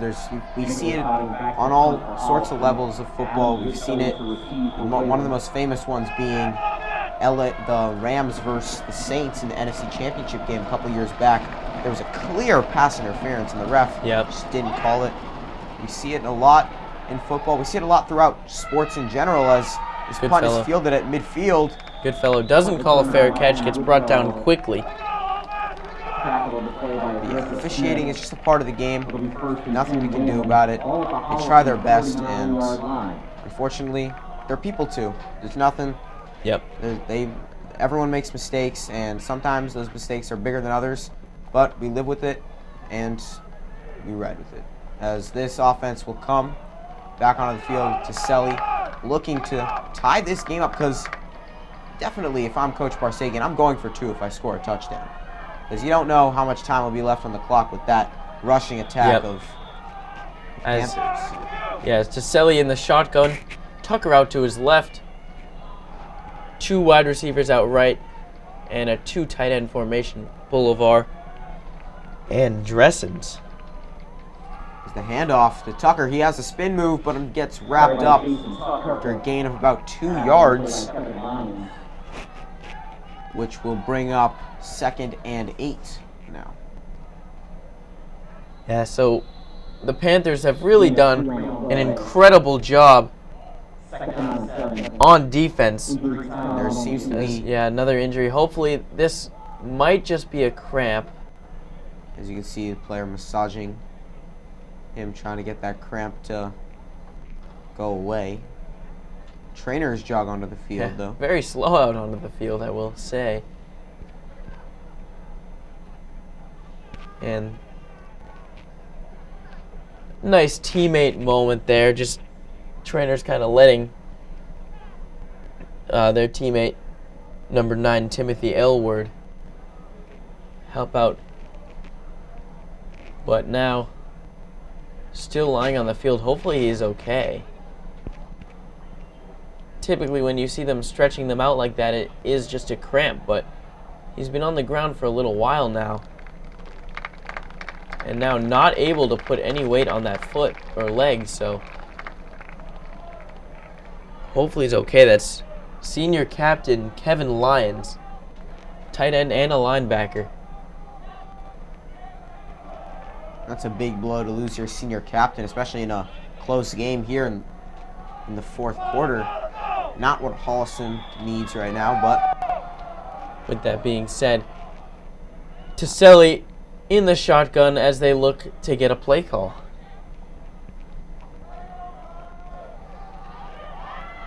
Tucker out to his right. Here's a snap handoff to Tucker. Tucker out to the left. Picks up around 4 or 5, gets down, and is going to make this a 3rd and short for Wayland. And what I've really noticed, Tucker, despite his a little bit of lack of size for running back position, has really been carrying some defenders. He can get some extra yards through contact, which is not something you expect from his type of physique that he has.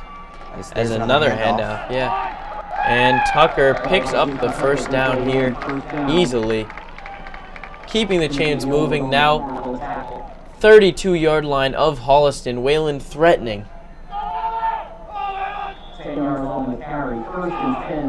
With 6:45 and counting in this game. So really the pace they're moving, there's a chance that if Wayland does not score here, they will not get the ball back. So this is a crucial drive. And they're going to have to go for 2 if they get a touchdown. And a deep pass into the end zone for the touchdown. Adam Goodfellow, the rainbow pass by Selly. What a dime by the senior quarterback going to Rhodes College. 2-play quarterback house call for the Warriors. And that ball, not gonna lie, made me a little bit nervous. I was hanging in the air for a little while, but great play from the Warriors and great heads-up play from Goodfellow. So notice the ball was coming his way and might be tough with the sunset and the lights beaming down, but great job tracking the ball through the air and a great touchdown for the Warriors. And now this might be the biggest play here, the 2-point conversion. If they don't get this, the touchdown means nothing really. Then they'll have to get a stop, and another trick play. This is the play we saw against Acton Boxborough. Throw it into the end zone. It's caught. 2-point conversion is good to Will Carr. Wayland is fired up, and they have tied this game late in the 4th quarter. And that gave me What a shades, play! Gave me shades of the Philly special right there. That I saw Same- against my right. Patriots. in That is the Super Bowl. same exact play that they ran against Acton Boxborough that ended up being the last play of the game because it was intercepted. Adam Goodfellow now with 2 beautiful passes and 2 huge passes,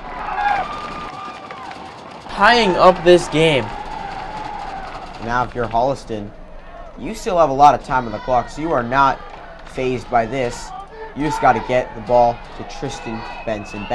Waylon needs to expect him to get the ball because that's what's been working for Holliston, the ground game. But this is going to be a real test. Can Wayland stop this rushing attack one more time? Yeah, and another classic brewing here at the New Warrior Turf. We've seen quite a few of them already this year. Unfortunately, Wayland has come out on the losing end of those 2 games. Acton Boxborough and Cambridge Ridge and Latin, both incredible games. But this one will be a touchback. No return on the kick. It'll be 1st and 10 Holliston. And the Warriors 20-yard line. will have a big defensive opportunity here to potentially get a stop and then maybe get a score. But they've really got to bear down because the Panthers have driven the ball down the field with ease all game. Yeah, the first half especially was absolutely brutal. Yeah. Wayland allowing 29 points in just the first half. The second half, they have stepped it up, we must admit, but it's still going to take a tough toll on them, this rushing attack will. So Wayland has really got to, like you said, bear down and really just play well on defense. He's got to recognize who has the ball because it's got to be tough, especially from their point of view. We have it easier looking from up here, and we can't even see it half the time, so Yeah, so can't imagine what it's like. definitely. And back to that option play goes the Panthers. And this is just a QB sneak, a fumble, ball's loose. Finn O'Driscoll recovers, and Wayland is going to get the ball in Holliston territory. What a play. Finn O'Driscoll gets it. He is fired up. This Wayland bench going absolutely nuts. What a game and what a half for the Wayland Warriors. Finn O'Driscoll has had the game of his life. Absolutely changed the game both off. He's got a couple of tackles now, and obviously a great touchdown pass to get the momentum shift here. Moving on to the tell who charted loose from here. Yeah, it looked like got hit by somebody. So now to take the lead in this game.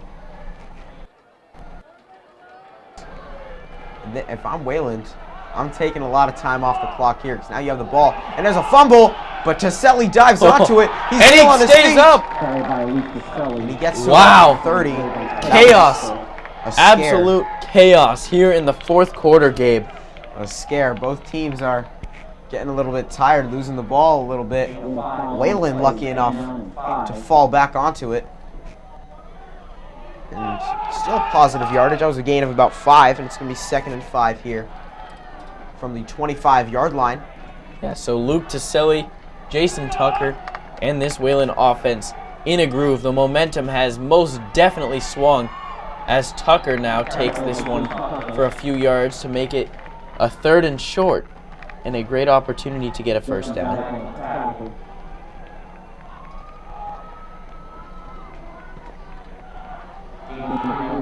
The clock is ticking, which is what Wayland likes. They're in great position here to end this game on a positive note.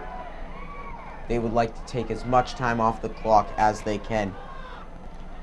Yeah, absolutely, and they're looking over to the sideline. You don't want to give Holliston any time on the clock. This is a big play right here. Obviously, it probably would be for down territory. Great job by Taselli to pull that one on the read option, taking it down to the 15-yard line.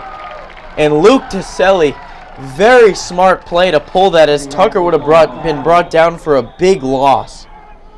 That is a game-changing type play that we may forget at the end of this game, but Luke Taselli keeping this one alive.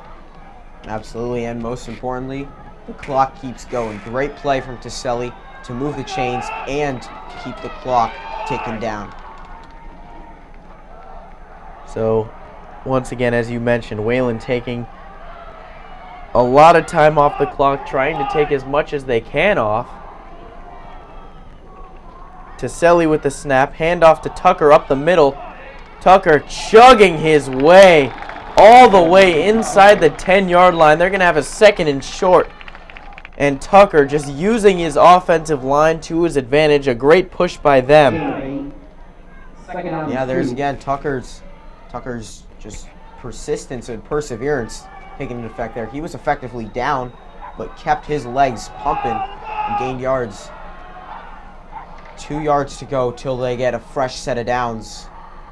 Yeah, so 2nd and 2 for Wayland inside the 10-yard line. Again, still letting that clock run. I can't imagine they'll keep this one in the air here. Unless it's just a screen pass. But no, they do hand it off to Tucker. I think he's going to be just short of the first down. 1 yard to go, maybe even less. 3rd and 1. And for Wayland, you should not snap this ball until the clock is under 3 minutes. You want to keep this clock going, trying to take as much time off, because if somehow you do not score on this drive or only get a field goal, you give Holliston very little time to go, and you're basically forcing them to throw the ball. Here we go. Taselli, handoff to Tucker. Tucker has enough for the first down. Assuming they give him the spot. Yeah, they will give him the spot. So it's going to be a first down. A timeout called by Holliston to try to... Or no, the clock will wind. They do not call a timeout. And... Now they do. Now they do, yeah. Okay, so they want to try to... Honestly, if you're Holliston, I don't want to say let them score. But the odds are against you. You would rather, if they are going to score, you want it to be on this play to give you as much time as you can. Yeah, turnover is very unlikely here. Wayland not looking like they're going to turn the ball over. They haven't turned it over in a while, all game. You obviously don't want to jinx it, so Good call. You never know. But I think really it's just, if Holliston could have it their way, of course they want to stop them. But it would take an impressive effort. So we'll see what happens here.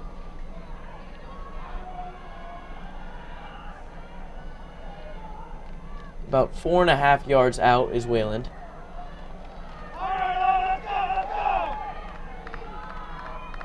Two wide receivers out to the left, Carr and Goodfellow,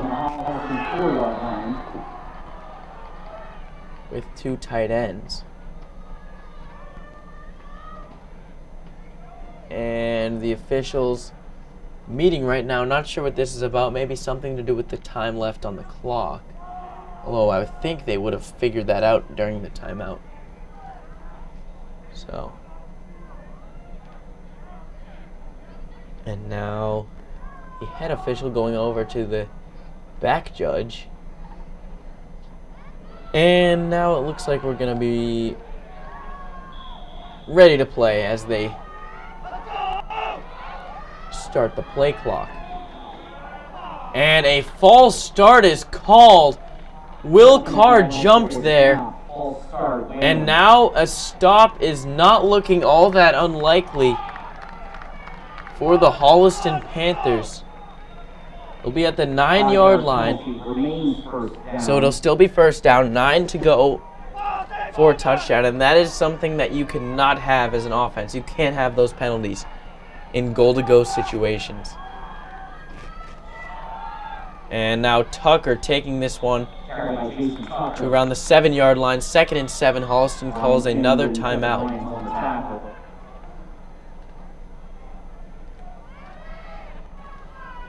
And depending on how much time is left, you have to think if Wayland is not able to score a touchdown, they might opt to kick a field goal unless it's maybe 4th and 1 or 4th and 2, but you want to at least have the lead. Make it difficult for Holliston. Make it so Holliston does have to score something. Yeah, especially your defense worked hard to give you this field position. It'd be a shame if Wayland came out with no points, which I highly doubt will happen, as Holliston really has got to figure something out on the defensive end. As now it's 2nd and goal. Ball looks to be on the 7-yard line.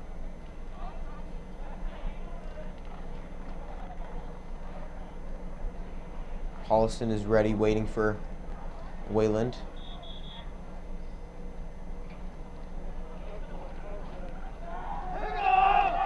So now to Selly in the shotgun with Tucker. We'll see if they decide to run it again. I would not be surprised. Looking over to the sideline.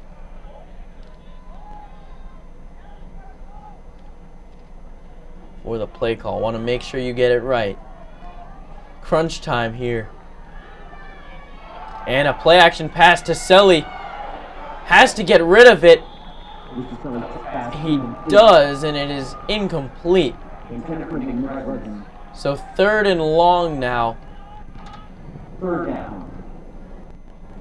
For the Warriors, and a big play here. Yes, it's going to be a 3rd and about 7.5. This is a big play. Again, looking over to the sideline. And that was great pursuit by the Holliston defense. Yeah, really just getting in there, getting into Selly's face, forcing him to get out of the pocket and making a poor throw. Had to get it out, could not afford to take a sack in that situation. Yeah, absolutely Smart play not. by Taselli. And taking a long time to get this play call from the sideline. Taselli gets a snap, looking to pass into the end zone, but incomplete. Not a great pass. It might have gotten tipped. That was intended to Nick Dressens. 4th down. So it's going to be 4th down. We'll see what they decide to do here. They are going to bring in the kicking team here. Keysman, the biggest kick he has had this year. Right now, 2:29 left to go. Wayland with a chance to take the lead. Snap, hold, kick is good. Right through the uprights, and a great kick by Harry Keysman. Wayland takes the lead, coming all the way back. Down 22 at one point. Now up 39-36, and this Wayland defense has a big possession looming. Yeah, this will be the biggest possession of the game with Holliston getting the ball.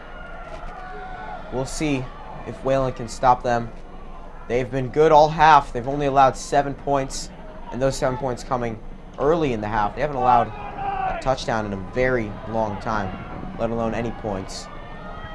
We'll look for a good kick to give Holliston some poor field position.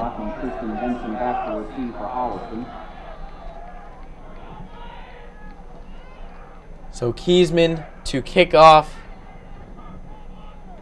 Boots it down the field. Fielded by Schneelock. He will bring it out. Looking for a hole. Shane DeRubis can't quite bring him down, but does slow him down. And then brought down by Jason Hames.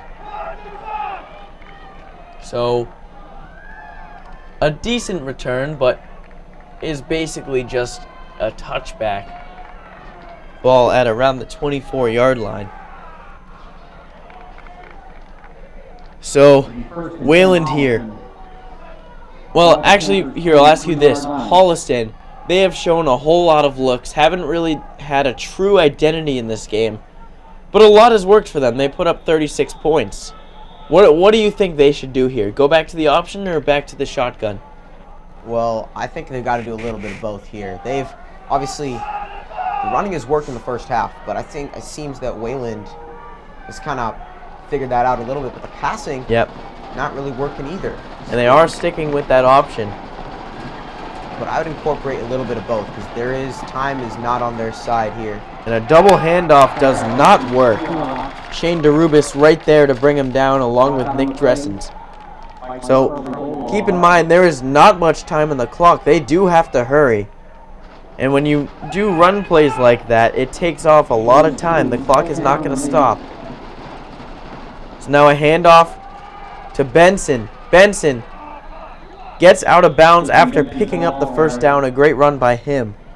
From Holliston, I'm getting the ball to my playmakers, and Benson is certainly one of them. He's been electric this entire half. Really been, this entire game, sorry, really been like a little invisible in this second half. He hasn't really done much. But I'm getting the ball to my playmakers late in this fourth quarter. This is the last game you're going to see that. You need a win here. And getting it to your playmakers gives you your best chance. Yeah, absolutely is. A fake pitch there. Enough to get the first down. Timeout called by Wayland. No. So the clock will run as it was just a first down. So now a pitch to Radcliffe. Yeah, the pitch was to Radcliffe. Did not get a whole lot though.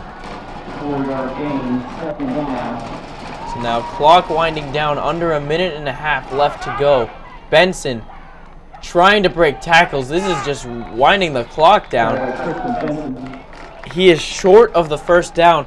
They have to get a snap off. I don't understand why they keep running it right up the middle.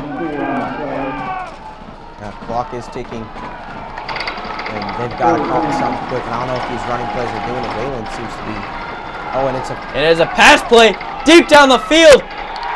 Good coverage. No flag called. Good no flag called because that was just really great coverage. O'Driscoll on Benson. And O'Driscoll going over to Benson after, not really sure what that was about. I don't think it was trash talk or anything, but he did put his arm around him. So we'll see.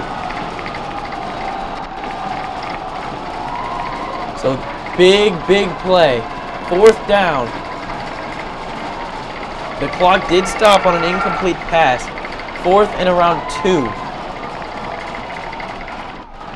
And Antwood keeps it and picks up the first down. So the clock will stop temporarily. And for people watching at home, our clock is individual from the actual clock on the field. So don't worry if you see the clock running when maybe it shouldn't be. We will. Our clock system works different. The people behind the scenes do a great job fixing it after the play is over to what they have it on the field. So don't worry about this. Our clock is not what the players are seeing on the field and the referees. So 38 seconds left to go in this game. Wayland up by 3. And just a quick recap, Wayland went down big. Down 22 points at one point. They've come all the way back thanks to great offensive and defensive plays. Finn O'Driscoll's had a great game. Adam Goodfellow, Will Carr, really everyone on the offense. Jason Tucker has 3 touchdowns. Just overall a great game so far, trying to seal this one down the stretch in their season finale. So this is their true senior night. Now Kylie in the shotgun. I imagine this will be a pass, and now Wayland will call a timeout, they just wanted to see what Holliston was throwing at them.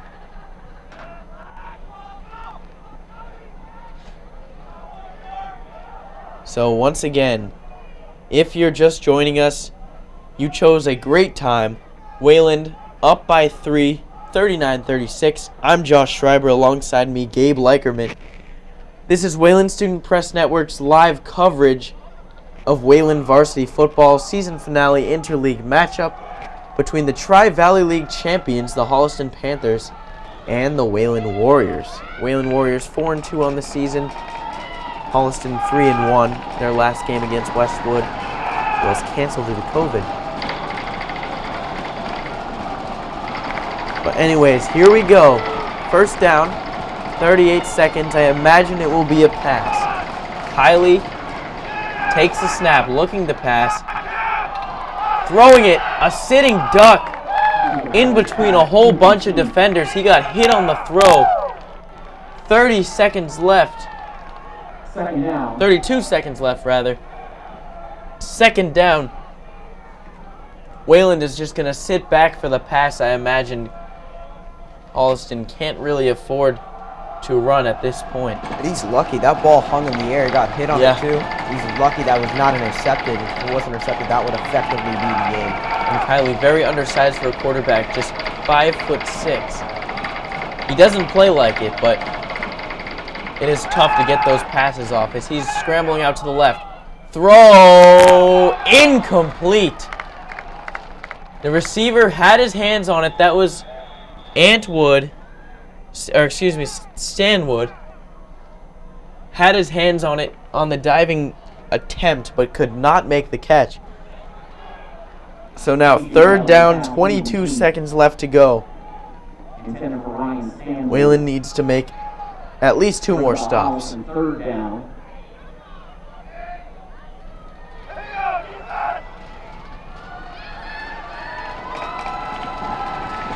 Third and 10. Holliston looking to the sideline to get a play call. They're not even on the line of scrimmage right now.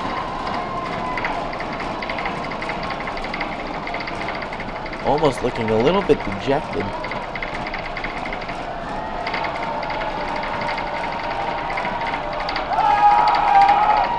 So now third down. Kylie and Benson in the backfield. Three receivers out to the left, 1 out to the right. Kylie looking to pass. Incomplete. Broken up. Will Carr. And I believe... I can't tell who that was. I think it was Carr and Shane DeRubis to break up that pass. So now all comes down to this play. One more play, and the Warriors walk out victorious if they can get a stop. 4th and 10.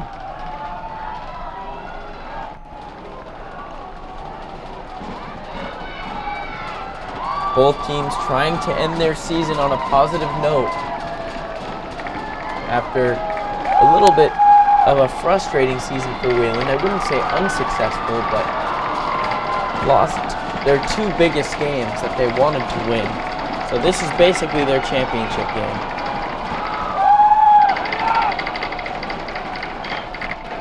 Kylie gets the snap. This is it.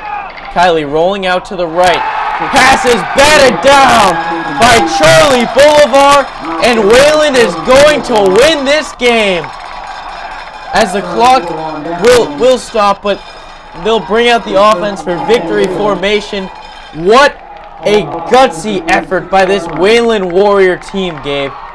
Yeah, just great relentlessness. They just pulled back from down 22 points at one point in this game.